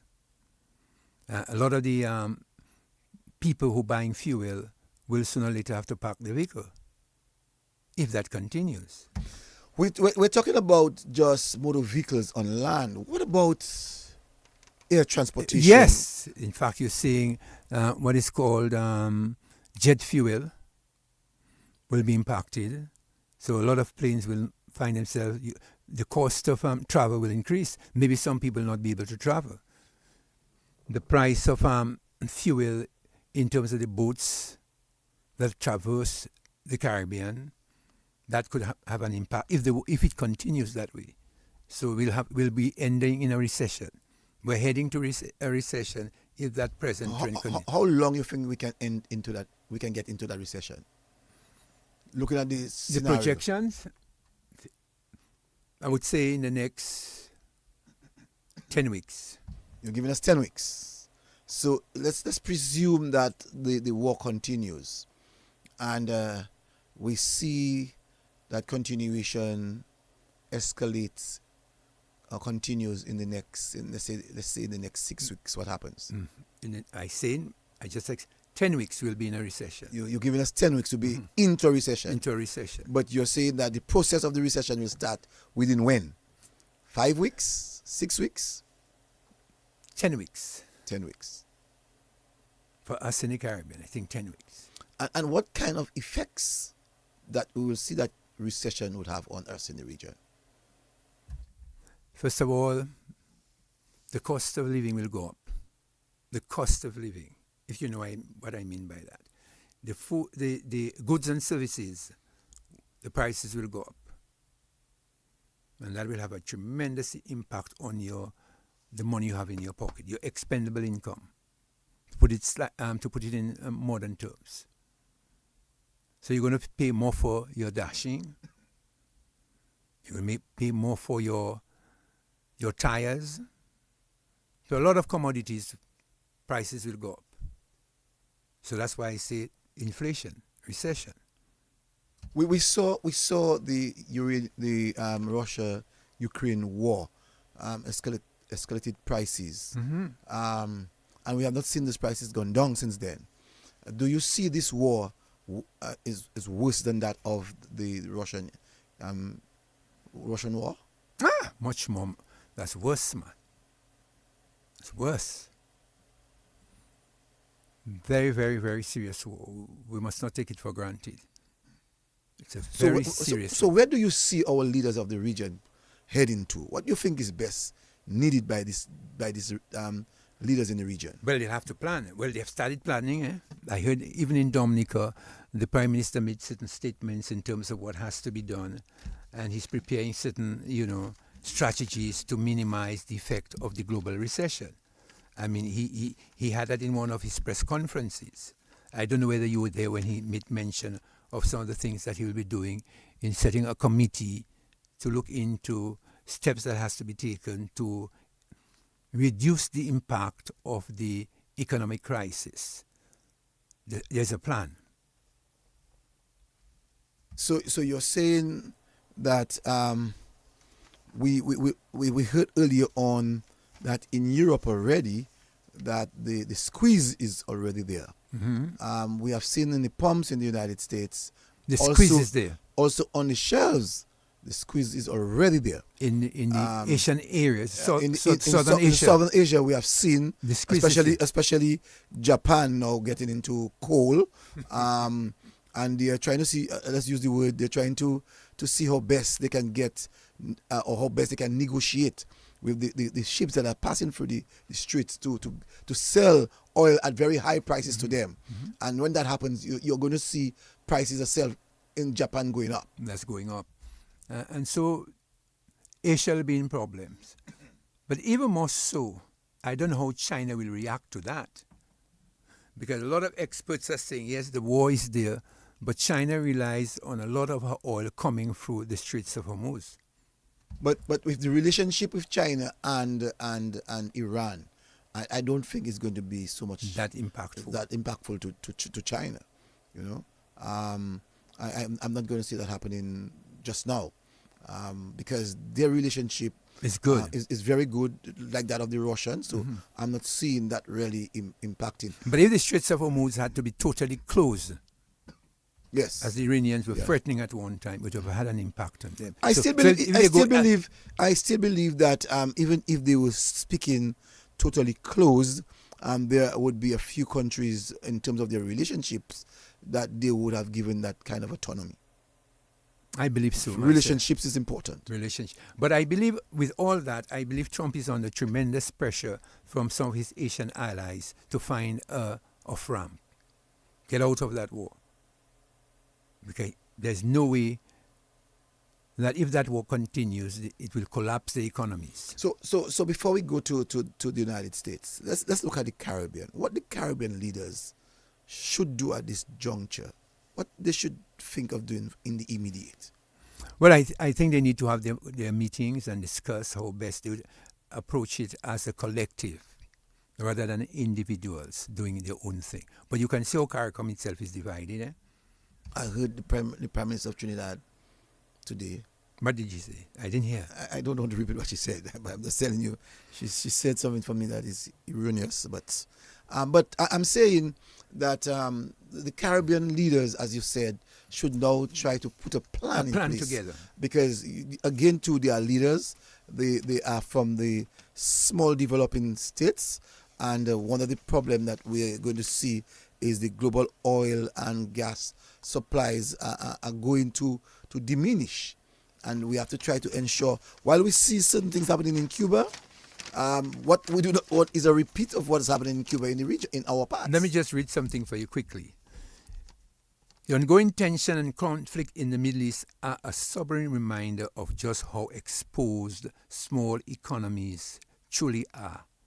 Dominica is not under threat from missiles or military escalation, but is highly vulnerable to the economic aftershocks that inevitably follow geopolitical instability, rising oil prices, disrupted supply chains, and uncertainty in global markets do not respect geography. They reach into every corner of the world, including ours. And that's important. And I think the governments of the region now have to take a bold move and bold stand to every day help to sensitize its population. Because we within the Caribbean, we tend to think that we are immune to these things. Oh, no. And we think that because we are in a safe zone, that out of that safe zone that we are not going to be affected. Some of us are not seeing the invisible. I use the word, I deliberately use it that way. We're not seeing the invisible. It is really true that we cannot see the invisible. But there are processes that we can see that will create that invisible for us to be able to see. So one of it is the war in Iran is going to affect several chains. And out of that, we have to start as a people within the region to start to sensitize our people. And that's why I felt as manager of DBS Radio, it was important for us to have that kind of discussion. To help make people be aware of the things that will eventually reach our doorsteps. It will reach our doorsteps. It has already started to reach. And if the United States president doesn't do what is right, and that is to say, outside of a ceasefire, let's stop the war. Let's stop the war. Let's remove all pride. We are going to have a serious world. A world with a lot of problems. Well, basically, we're in World War III already. If Trump doesn't stop that war, we're heading into World War III. We almost had one tonight. Because other players will come in. We will have a World War III. And the truth about it, as you said earlier on, that while Israel would like to take all of the Middle East, you know what I'm saying? The Arab states are not going to just give up like this. You're going to have serious fights. Yeah, Turkey will get involved. Iraq will get involved. Iran, they'll support. So we in small islands, to keep on track, we must do our planning. We must plan now. Be like a scout. Be prepared. Because even if the war ends, we'll still feel the effects. Because at this time of the Caribbean, I'm talking about the Caribbean Yes. at this time, leadership matters a lot. That's correct. Leadership matters a lot. And so leadership doesn't only deal with experience, but knowledge as to what is actually Taking affecting place. us and taking place in the world. Will affect us. Which is going to affect us. Let me give you one of them that you must, and that's why leadership matters. There's also the looming threat to key economic sectors. Tourism, a vital pillar of the economy, is particularly sensitive to global uncertainty. And repeat that again. There's also the looming threat to key economic sectors. Tourism, a vital pillar of the economy, and that's Dominica, is particularly sensitive to global uncertainty. So basically, Adams, we, in the Caribbean, we are thriving a lot on, our economies are thriving a lot on agriculture and tourism, the service sector. And from Jamaica, going right down to to Suriname. We all are dependent on tourism. That's we are right. now within the tourism period. It's coming to a close. Close in April. It's coming to a close, but this is the tourism period. We also have people in the summer who travel to the Caribbean to get the fun of the Caribbean, the sea of the Caribbean, the rum of the Caribbean.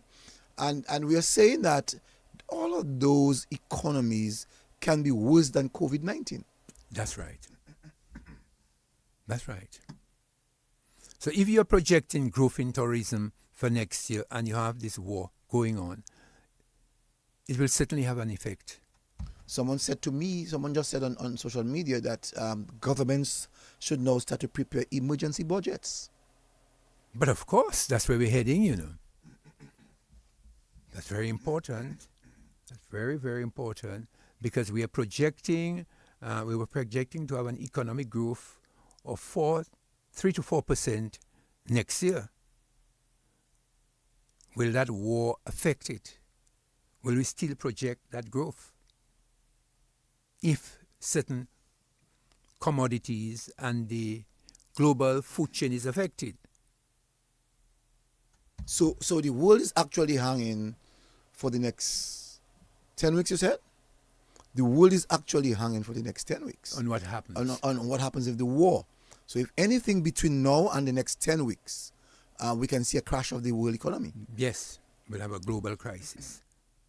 Global economic crisis, yeah. And so, as a Caribbean people, we must be cognizant of this.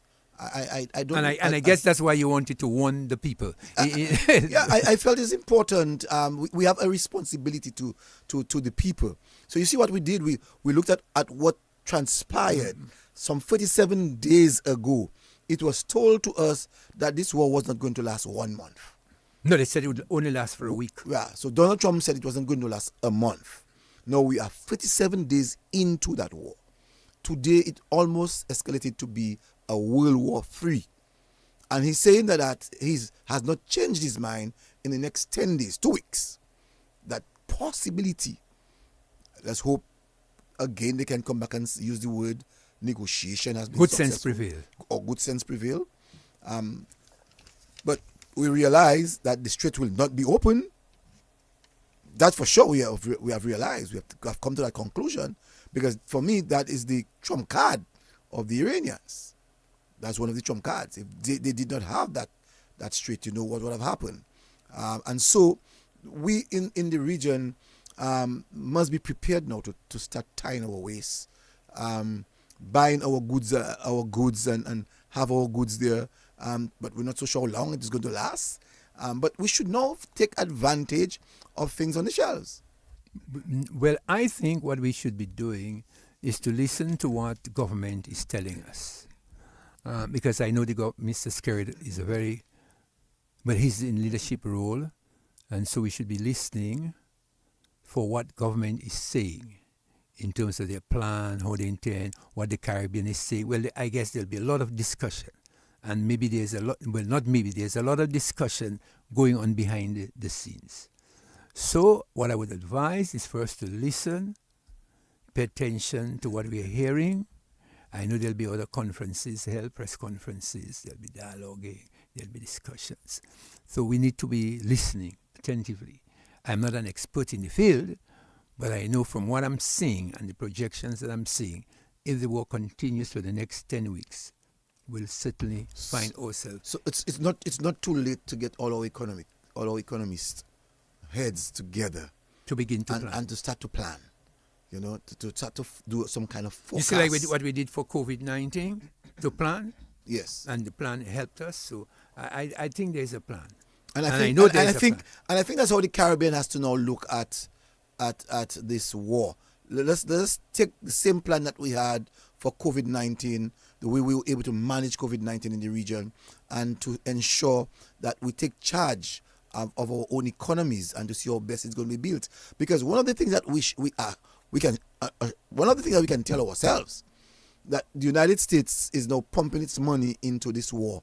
They are not going to give us any kind of monetary benefits. We know that the Europeans are under severe pressure, and it's almost impossible to know in the next 2-3 months to get to them and talking about World Bank's money, because they too would require that kind of money to do what they need to And do. let us go even beyond that. Mm-hmm. If Dubai gets destroyed, Just destructed, what happens to our economy? or the Emirates, Yeah. or these countries, where a lot of I know a lot of our activities take place in this The CBI in this- program. in these Arab countries. It will have an impact on us. Right. Make no mistake about that. So therefore, we have to pay attention. And we have to. That's pray a good too. point. That's a good point. We have to You- pray too that the war doesn't go on that. No, that's but a that- very good point that you're making, because the war can also affect the CBI program. And I'm sure that Mr. Skerritt is very cognizant of that. And I'm sure morning, noon, and night, and the other Caribbean countries are actually working as to how best they can ensure that it's sustained. Because you know that Dubai, the Emirates, a lot of these activities take place within the region. Even with us, we've had to suspend visas, or what you call, is it visas for the Iranians? Yes. Because we had to do the same thing for Syria.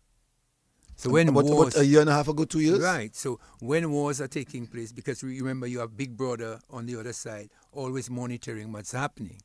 So even with the Iranian war, with the Iranians, who would normally be able to probably get a CBI, no, that has been put on hold. In Dubai, where a lot of the economic activities take place, and in the Emirates and those regions, they have been impacted by the war. Even Saudi Arabia, The oil states. The right? oil So, states. so we have to be. We must be prepared. Yes. And in the region, countries like St. Kitts, Antigua, Dominica, St. Lucia, these countries, and Grenada to a certain extent, have their CBI program, and that too has to be looked at. I mean, let us not Fool ourselves. Let us not fool ourselves. Let us not be in the dark. And we as a people in the region, we have to now look at other avenues. We spoke about agriculture earlier on, and agriculture can be also affected badly, because a lot of our farmers they depend on fertilizer to help in the production aspect of agriculture, and so our food security itself is under threat. Yeah, we have to. So don't just think it's CBI. No. We have to look at the other aspect of it, which is agriculture. And we might say, okay, CBI, agriculture, but we also depend on the service sector, which is tourism. Hear what they say. Still, these measures, while important, these are the measures, we must be part of a broader shift in thinking. For too long, small states have operated within systems that leave them exposed to forces beyond their control. This lesson from every global crisis, whether economics, health-related, or geopolitical, is the same resilience must be built before the storm arrives. So we have to start now. Let me just repeat that to you. Still, these measures, while important, must be part of a broader shift in thinking. For too long, small states have operated within systems that have left them exposed to forces beyond their control. This lesson from every global crisis, whether economics, health-related, or geopolitical, is the same resilience must be built before the storm arrives. Because there's a storm going to arrive. Wood for the wise. Wood for the wise. Not a hurricane coming, It might be worse than a hurricane.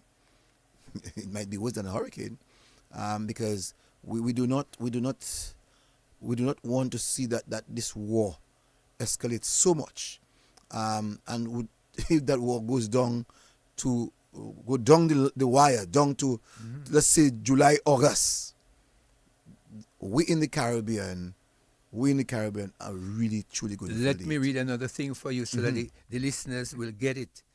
This is not simply about policy, it's about mindsets. Citizens must understand that global events are not distant headlines. They are local realities in waiting. Government must act not only in response to crisis, but in anticipation of them. And as a region, Caribbean nations must strengthen cooperation, recognizing that those shared vulnerabilities demand shared solutions. You're so right, Adams. We will all remember 2002, 2003, 2004, 2005, 2006, 2007, 2008, with the crunching situation of the economy of the United States and how it was able to affect us here in Dominica. We had to put VAT. Before the VAT, we had to put other measures in place. We had to take salaries from monies from the public officers. And we saw a crunching situation where we had to go to the World Bank. Now today, we may not even be able to face the World Bank because the World Bank will be going through its own wars itself. So if we can just think back a bit of what we saw in terms of the breaking economy of the United States, just the United States, just one bad move financially that they did in the United States. I want us to remember that. And that caused the entire region to plunge under. And most of the Caribbean countries besides Trinidad had to go to the World Bank and the IMF, to include that of Barbados. we saw inflation in Barbados. I mean, the dollar of the Bajans and that of the Eastern Caribbean held us together. But we had to face the World Bank.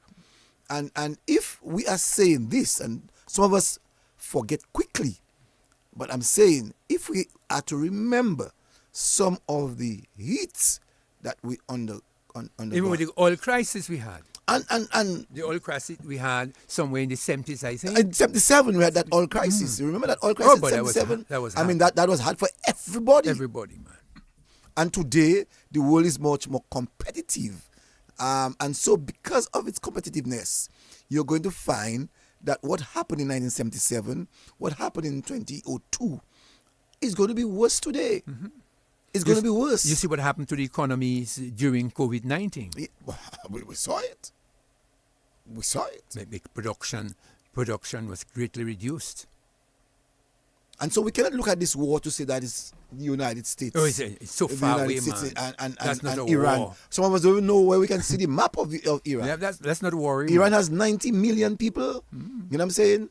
And you think it's the 90 million people are going to be affected? The people in Yemen are going to be affected. The people in Thailand, Cambodia, going to be affected. Vietnam. Vietnam going to be affected. India. Yes, they're all going to be affected. India already feeling some effects of it, you know. I'm telling you so. So I'm and again because of close proximity. You know what I'm saying? And so the disease is going down. The disease is going down. It's widening. Remember, we're talking about the globe, you know, and Dominica is part of that globe. Of that globe. And I don't want to just use the word Dominica. I mean, Caribbean. we have to look at Dominica, but that is our territory, that's our area, that's our space. But we have to also look at the region. I mean, some people in the region are taking this thing lightly. Even here in Dominica, people don't even discuss the matter. People are scared to discuss the matter because they think that we have to taking sides. It's not about taking sides. We are all asking of the United States, whether we are friends of the United States or not, to stop the war. And asking the United States to stop the war is not saying that you're an enemy of the United States. It's because we are seeing where the war is going to lead us to. It's going to affect us. Because we are seeing that Iranians are saying very clearly to us that if the Americans continue, they too have no other choice but to continue. They'll accelerate. If they're up, they will up. So if Iran fall on your faces, I'm not so sure if the situation is going to even get better. I'm not even so sure because if Iran falls on its face, what's going to happen? What Israel is asking for will eventually be given to them. And let's remind people let us remind people from a historical perspective. Let me make it quite clear to everybody listening.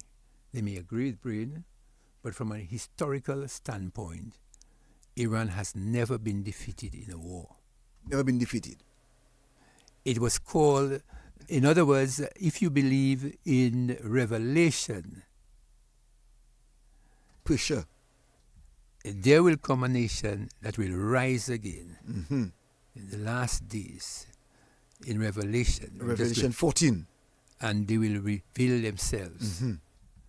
And many persons were asking, from a biblical standpoint, which is that nation that will rise and fight Israel in the last days before the final battle of Armageddon?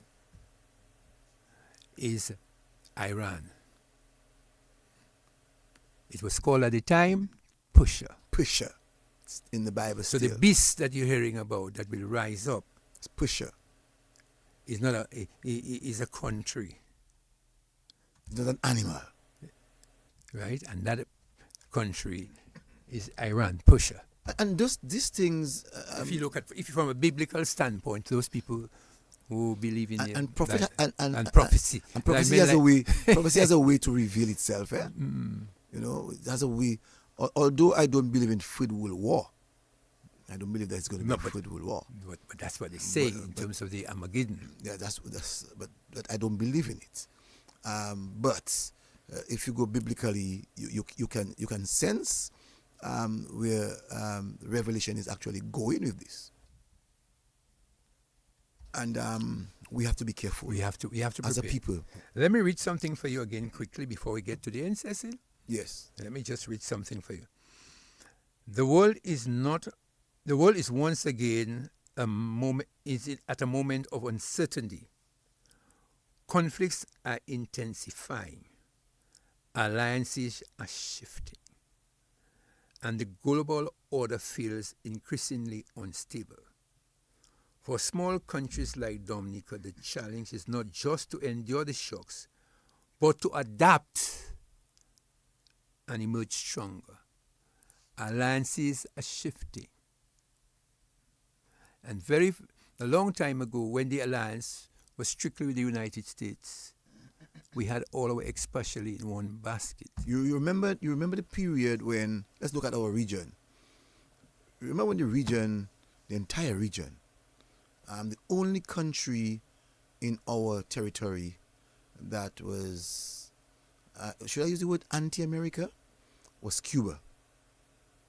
Every other country, and not even Grenada went under Maurice Bishop, because we saw that Maurice Bishop himself tried to create that alliance with the United States, but had a socialist viewpoint of how things should be done. But they had a very good mixed economy, as Grenada.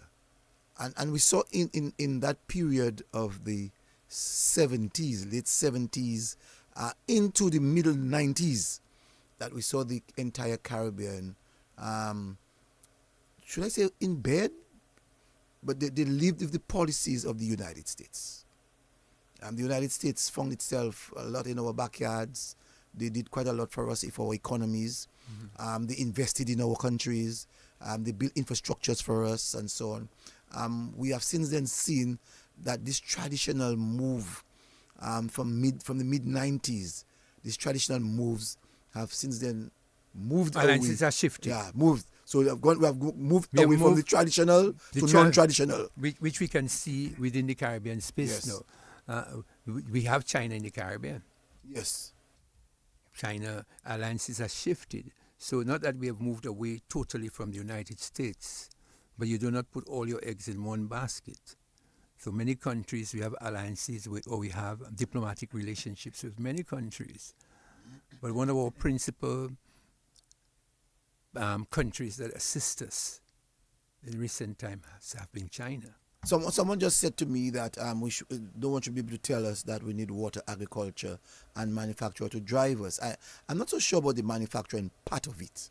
To be quite fair to you, because when people talk about manufacturing, other people talking about using fossil fuels, this manufacturing. I'm not always one who believes in the manufacturing aspect To a small extent, yes. Water, we have water in abundance. We have to now be able to do some work in trying to tap the necessary resources that we have to see how we can best get it into the other parts of the region. So, for instance, Antigua still have salination. To St. Lucia, to St. Vincent itself.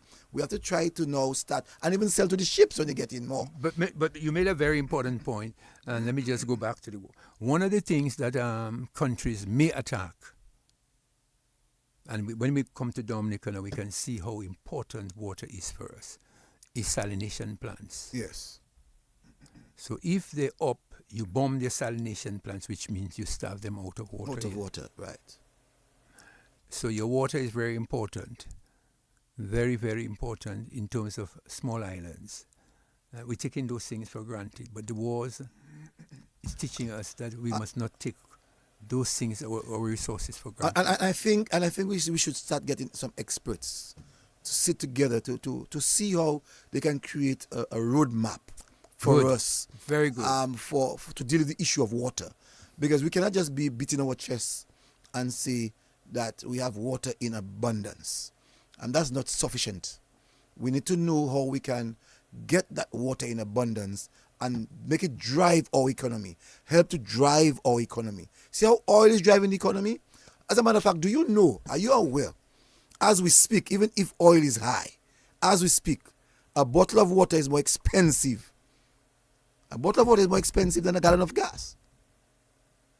Very interesting. A bottle of water because 4 liters make a gallon. That's right. 4 liters make a gallon. And you're getting a bottle of water for $5. So basically you're getting a gallon of water in Dominica for $20. All right. So that's the importance and the value of water. So we let us not take what we have for granted and say, well, we have water. Let us see how we can let water helps to drive our economy. The same way that we can use it for electricity, let us see how we can drive our economy. Let's see how we can get more. We're purchasing quite a lot of bottled water from overseas, and we are talking about we have water in abundance. So I think it's an opportunity. It's an opportunity, very good opportunity that we can now try to put that roadmap in place. And I like what you said. Let us put a roadmap. And DOWASCO should maybe be the one to drive that policy in place. You should not leave that to the hands of just central government alone. But central government can put a plan in place, but I think DOWASCO should be able to drive this thing. Let me congratulate the Coca-Cola, because they have actually opened a new plant that bottles water in the area of Canefield in their plant. So they're actually producing quite a bit of water now, which is what you want. Not only government must do, private sector themselves must assist in those type of activities. Government, yes, but private sector people need to come on board as well to help to plan that roadmap.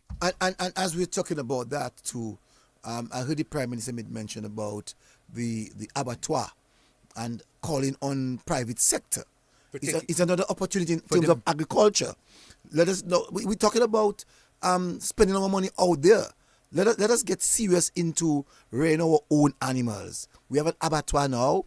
Let us see how best we can propel the abattoir to really help us to develop our own economies. Our own security. Our own security.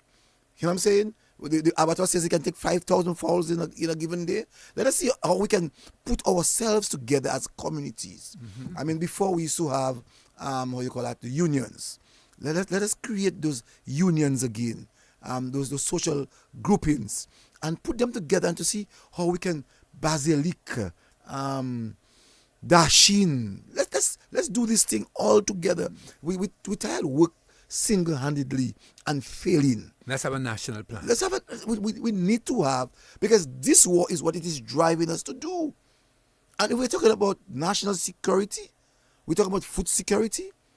I mean, how best can we do it? How best can we start it? By planning. We have what it takes to be a thriving economy. And let us not just say government has to put the plans. Government can propel us. Government has to put the policies in place. All right? And in putting the policies in place, they can make the monies available. But I'm saying for that to happen, we must as a people get ourselves together. We have to start putting ourselves together. Because if we don't, we'll be caught. If we don't, we'll be caught. And we miss the train. And when that train miss you this time, I don't think you'll be able to get on board. I don't want us to use the word that Donald Trump says, we will wipe up a civilization. But if we miss our own train, we can wipe off our own civilization through ignorance. So let us put party politics behind our back. Let's put religion behind our back and look at our country and how best we can take this country and move it forward. Towards what I would call self-sufficiency in terms of the global situation we're witnessing. Last time we watched the COVID, now we're watching war. We don't know what next will come, so we always have to put our plans together. And whatever is being done to help us to mitigate against those type of conflicts we'll be facing with from time to time, we must be ready. Because you see, the world is now, these are examples. I mean, we're talking from Donald Trump period, but we can go back way back as even President Hillary Clinton. Hillary Clinton. We can go back way back as Hillary Clinton when he implemented the Caribbean Basin Initiative. That's right. You know what I'm saying? From way back then, those things have been, and we're there watching and not taking toll. We're not taking toll of what we need to do. Way back then. We must know. I mean, since after President Bush, I'm talking about Bush Sr. and President Reagan left that scene, we have seen a drastic change in the Americans' policy. Their foreign policy has changed drastically to suit their own selves. And we within the region, we want to take ourselves, our resources, which is the human resource, and bring it out there with the hope and the thinking that's all about gathering money. But what about the wealth that we have in terms of our energies and our intelligence? And we should now start to governments of the region now need to put certain things in place. Yes. We saw the Chinese did it. The reason why the Chinese are who they are today, because they closed China for over 40 years. And they call them the Red China. They didn't bother. What did they do? They planned. They stayed and planned. They created their own form of economy. They have a dynamic economy that nobody in the world can even understand. Look at their growth. Look at their GDP. Look at the movement of companies from all parts of the world into China. Look at it. And a few years ago, in the 80s, none of us wanted to hear about China. Right now, everybody. The only person that was talking about China, I remember talking about China, was Rosie Douglas. Rosie Douglas was the only person talking about China in the entire region. In the entire region. And look at China now. Look at who China is today. Right. Look at who China is today. China is a country that everywhere in the world, to include the United States of America, Africa, each continent of the world is working with China. That's right. Why did they do that? Because they saw where the world was going and they felt that they had a contribution to give to the world. At the time, who did we see? Japan. The Chinese have surpassed the Japanese. Technology today is increasing. And they empower the United States economically. Which part? Oh, economically, yes. Economically. Maybe even better. When you look at their GDP, the growth of their GDP. You know what I'm saying? When you look at the growth of their GDP. And when you look at China and the way that that's transformed the world. Yeah. Go on, brother.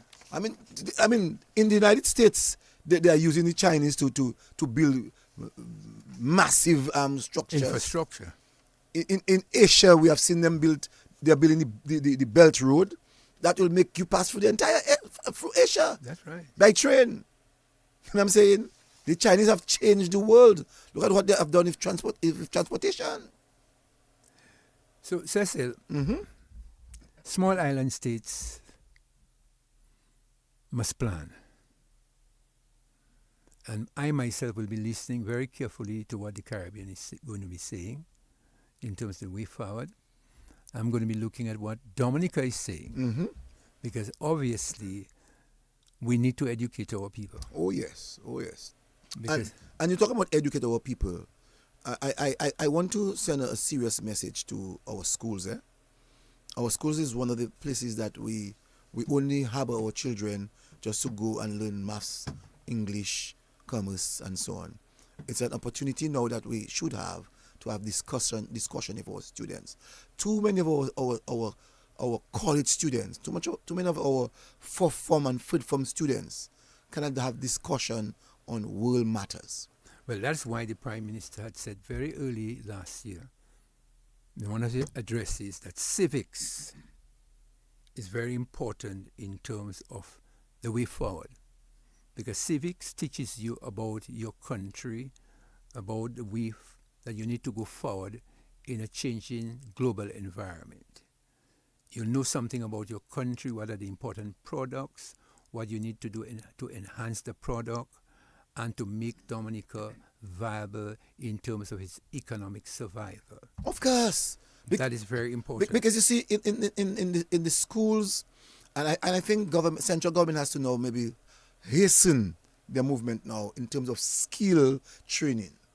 We have to hasten, because right now, the way the world is getting, we have to start to train people to know to be able to build, to be able to construct. You know what I'm saying? It's time that we create a lab for our students to go there and to know how to do certain works and plumbing and carpentry. We have to start doing this now. Very quick. Roosevelt Skerritt, my prime minister, my friend, I'm asking that we know, and I know that you're focusing on this, but based on what I'm seeing where the world is going today, we have to do that like yesterday. We have to hasten. We have to hasten, because the boat should not miss us. No, we cannot afford to miss that. The boat should not miss us. We have to plan. We have to call on the schools, not just Ministry of Education. Preach it, brother. Preach it. Not just the ministry. Not just the Ministry of Education. The Ministry of Education will put policies in place. Yes, but what our teachers implement? What are their plans? To what are their implement. paths to implement? What role do they now play to ensure that we have a better rounded child? What part do Preach they it, play? brother. Preach it. I think we have to start telling. We have to ask the church itself, because remember in the days gone by, the church had a role to play in our society. So the church has to play that role now. Jesus Christ will come. Yes, he will come. Yes, those who will be saved will be saved. Go on, brother. Preach the gospel. But what about teaching us how to discipline ourselves, how to get work done correctly, how to be professionals in the things that we do? We have to start. Every sector of our society must play a role. A role. Let us start playing that role. See, because you heard what Brain said. Brain was very clear. Brain said he's giving it 10 weeks. And if that goes beyond 10 weeks, Brain is telling us what we are almost going to see. And I'm scared that this 10 weeks, we in what month? April. So 10 weeks is 2 months. Yeah. So 10 weeks, 2 months, and 2 weeks. So that means we are talking about if that May, goes on the way June. We're talking about July. If this goes on for 10 weeks. If Donald Trump gets up that morning and say, yes, I give you a ceasefire for 10 days, and said, you know what, I changed my mind because I see the Iranians and them are talking and say they have victory. You never tell. You don't know what's going to happen to our past. But the Iranians themselves would like, they would like things to simmer down. The whole world wants it to simmer down. But of course, who doesn't want that to simmer down? The whole world wants it. There's no victory in this thing. No victory. There's no victory in it. The Pope said that. There's no victory in this. War. And for us, in the Caribbean, we're too soft. We're too soft in the Caribbean to get that heavy weight on us. It's a weight. It's a weight on our economy. So some of us are here, we pay our bank loans, we pay our mortgages, we pay our vehicle loan, we pay our light bill. But that can shut down in an instant. Just like that. In an instant. when the employer realize, boy, I'm not making the kind of money that I'm supposed to be making. I'm purchasing my goods and services much more than not 10%. It will not be 10%, you know, because we recently, I think 2 weeks ago, we showed the cost of oil, how high it. How much have you looked at it? I haven't. How much a barrel of oil? Could you just find out for me before? Find out before how much a barrel of how oil? much is a barrel of oil? I really would like to find out how much is a barrel of oil. Yeah, let us find out what's the current price of it. Yeah, how much is a barrel of oil right now? So that because the listeners can this thing is crazy. Yeah. You know, what's the latest price? Let's see what's the latest price of the barrel of oil. They said that as of April 8th, the price of barrel of oil, of crude oil, is approximately $96 for the WIT, for $96 for WTI, and around $109 for Brent crude. So it depends on where you are. Where you are. So WTI is West Texas intermediates. Okay. That's these people. For them it is $96, and for the others it's $109.27 per barrel. All right, for the Brent crude trade.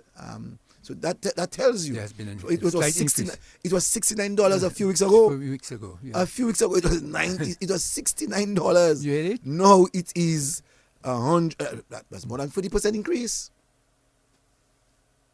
I mean, come on. I mean, so if you're telling me a few weeks ago it was 47 days ago. 47 days ago it was $69. Now it's going and up. now it's $109.27. And if this has to continue, it will For not. small island states. I mean, like ours. And with little population. With little population. With little population. And we have to pray. We have to pray. Economy of scale is not a big thing in the Caribbean. You know? I mean, don't tell me St. Lucia has 150,000 people. No. Barbados have 200,000 people.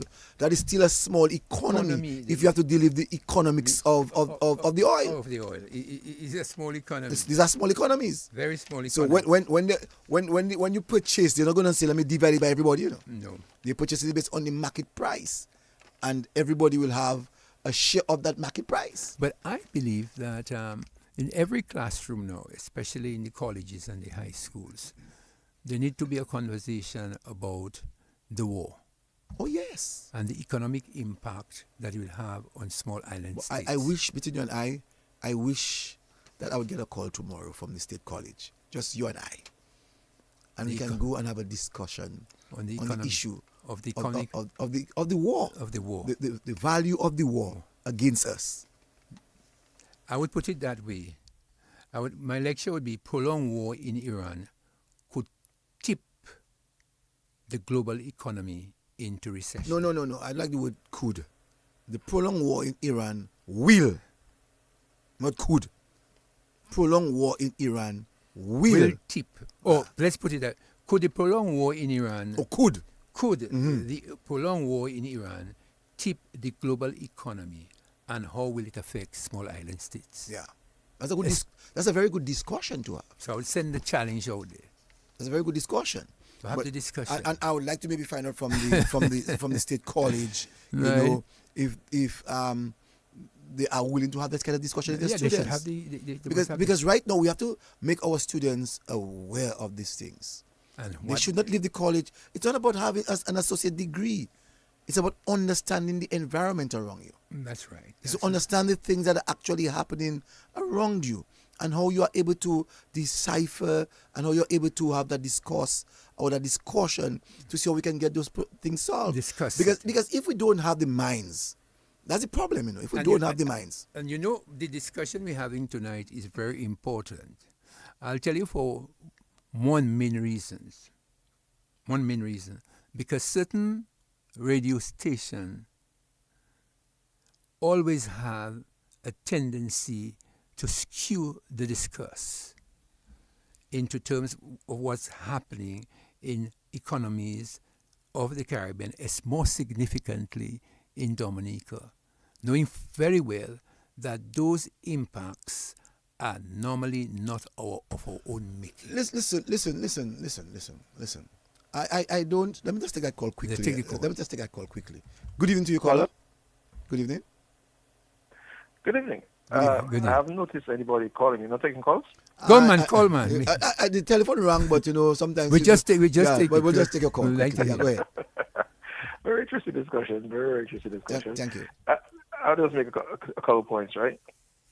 Firstly, that comparison you made with the value or the amount you pay for a gallon of water and what you pay for a gallon of petrol was very profound, and I never thought about it that way. Thank you. Right? That was very, very profound, and I think what it implies is that despite the fact that many other countries, many countries also have their means of I don't want to say producing, but I'll use the word producing water. St. Lucia they do their bottling, Antigua does the bottling, etc. So despite that, the reality nonetheless is that it is a very high value commodity that we're maybe sitting on there and not doing enough about it, right? That's right. Or benefiting enough from it, right? That's correct. So I want to acknowledge that point. That was very profound. It actually stopped me for a while. Kind of related to the general discussion is, I think the world order forces us once more, gives us another opportunity to take stock of ourselves as citizens of a country and of citizens of the Caribbean, right? To take stock of our allegiance and where our allegiance sits, our patriotism. I think all of these come into question. You mentioned about civics. I did civics in school. I don't know why on earth it stopped, right? But I think at the end of the day, we as a people in a country, we as members of a Caribbean community, we need to really take stock of where our allegiance is. Where do we want to go? Where do we see value? I think that looking at the U.S. As the green pasture, I think that is historical. It's clear that people don't want us in the country, and I don't think we should be looking to go in the country. It is as clear as day that they absolutely don't want us in the country, right? And the last thing I want to say is, I got a little distracted on that. I had a third point I wanted to make, but I think I've got a little distracted on it. But and a very, very interesting discussion, and I'm listening for more. You know? Thank you. Thank you. Right. Thank you, caller. And we're making a point about our young people and how we have to start preparing them for the world of tomorrow. The world for tomorrow is not a very easy one. They are very intelligent. Let's not take that away from them. They are very intelligent, but in terms of the usage of their intelligence, sometimes can be very limited. Well, I myself, Cecil, just to come here quickly, I don't believe in education only a theoretical base. I too. There are many times when you have theory without the application of the theory in reality. In other words, it's like a man telling me, I have a PhD in agriculture, and he cannot plant a banana tree. But he can tell you how to plant a banana tree. Mm-hmm. I don't believe in that kind of education. Someone's on the telephone again. Good evening. That's me. I remember at that point. Yeah. maybe a little distant from the general discussion. But I think one of the most amazing things is the fact that when you look at the capitalism on the whole, right, it is a flawed system. And I say that within the context of, look at the president of the U.S. right now. The guy, there is no credibility in anything that the man says. And he's proven it over and over again. You cannot take or believe 99% of what the man says.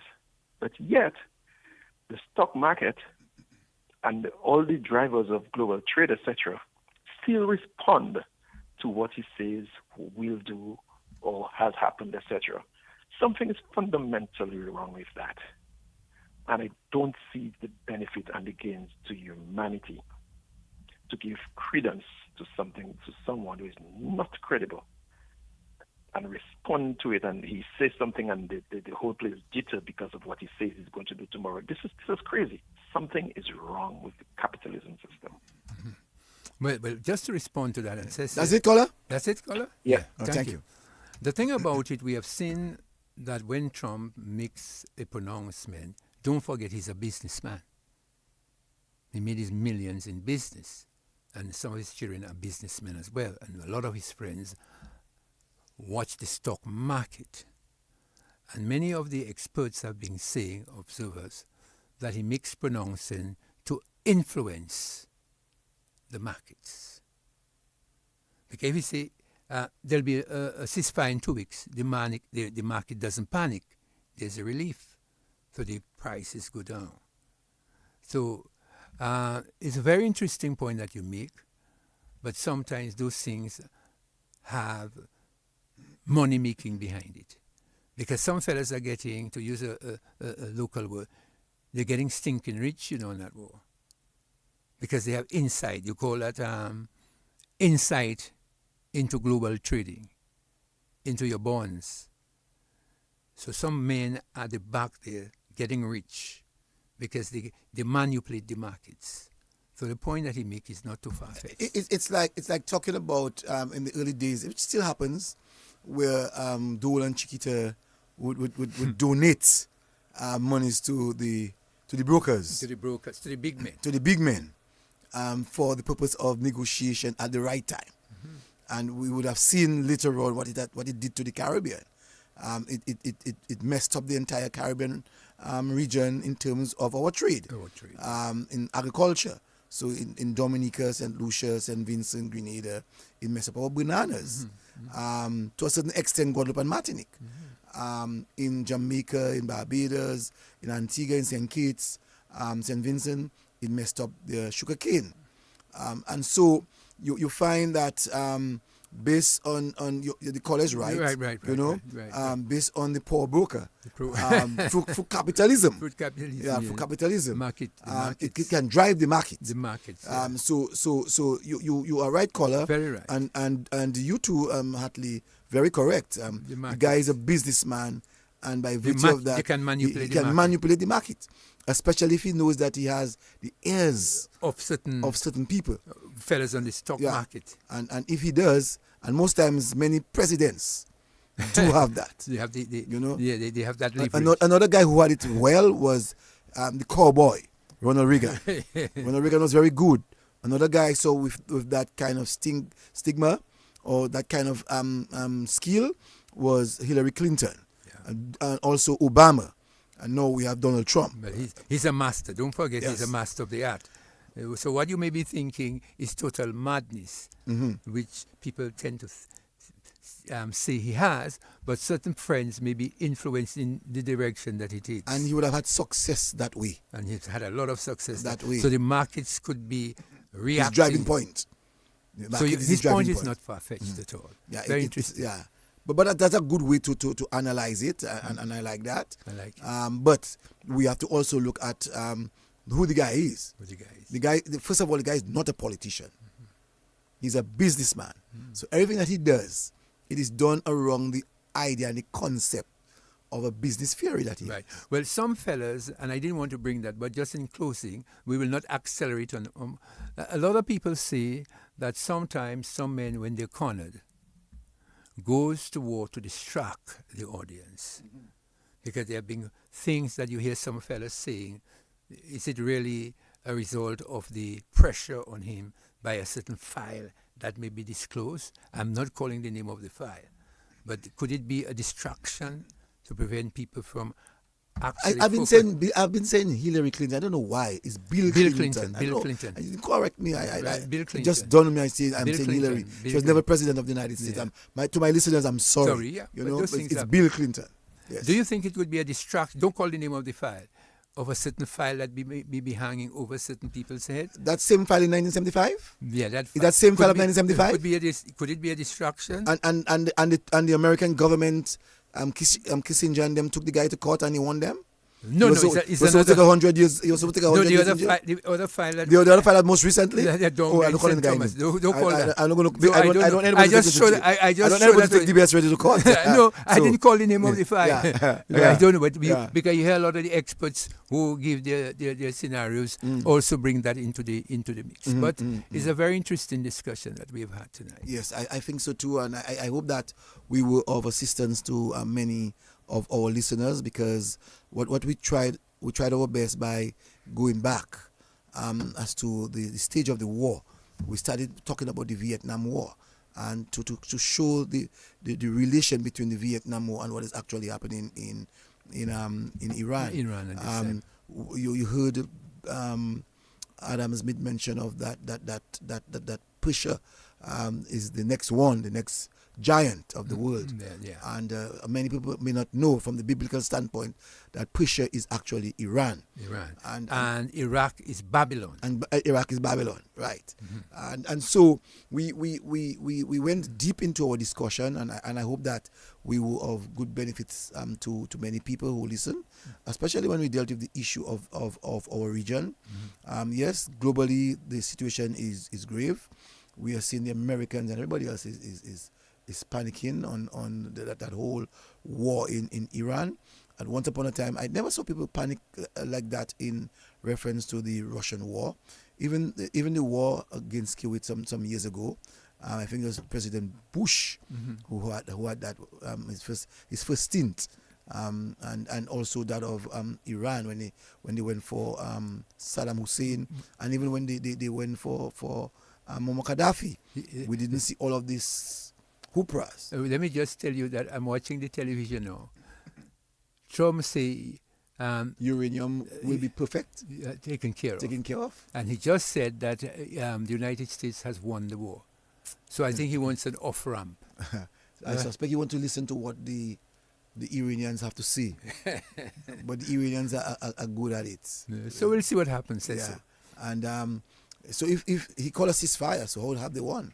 Well, he called victory, but that's what a lot of fellas were saying. Bessie just say he has had a victory and leave the war. And forget about the war. And leave the war. Yes.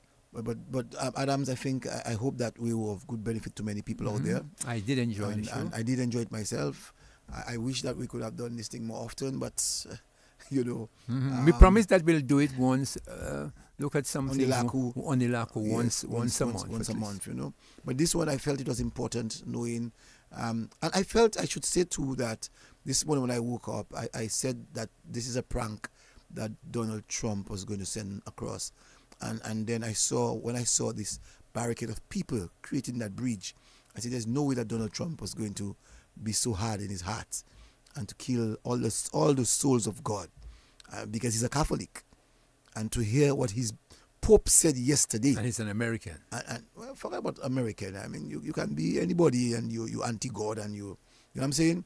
It's not about what nation you are from. It's about your heart. And he's a Catholic most and foremost. I want to use the word, not American, I want to say that he's a Catholic. And he would have listened to his spiritual leader. And his Secretary of State is a Catholic. So, he visited the Vatican sometime last year, and the Pope had an audience with him. He's a very deep Catholic. So I just want to say to the Catholic Church that you have had the victory. The victory is yours. Your Pope spoke, and Donald Trump can tell me what he wants. He listened to the Pope, not Pakistan. He listened to the Pope, and I want to say to the Pope, thank you for creating that ceasefire. I wanted to say that in the last part of my discussion. And I just want to say to everyone, let's keep the faith. If we put our hands together, we put our hands in each other's hands, to hold each other's hands, to go somewhere, to carry each other somewhere, we will reach a final destination where we all will be happy.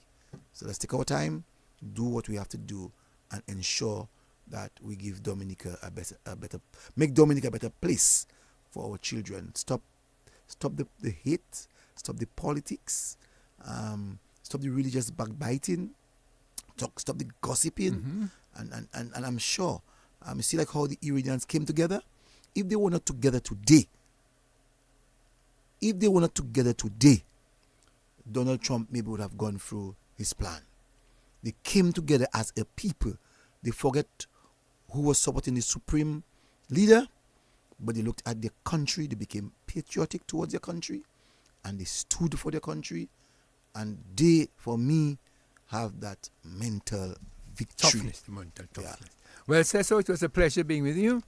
I enjoyed the discuss. I'm going to be following the news throughout the day and throughout the week. And we'll be back again on Sunday. Sunday we'll be back again. I'll be with back for Olaco on Sunday. Thanks very much, no problem, my brother. And let's continue keeping the fort and fighting well for our people. Thanks again. No problem. And God bless you. And let's say to everybody, stay strong, stay focused, and let's make Dominica the country that we want to all live in. Thank you, and God bless us. I'm going to cross now to BBC. It's already 10 minutes after the hour of 11.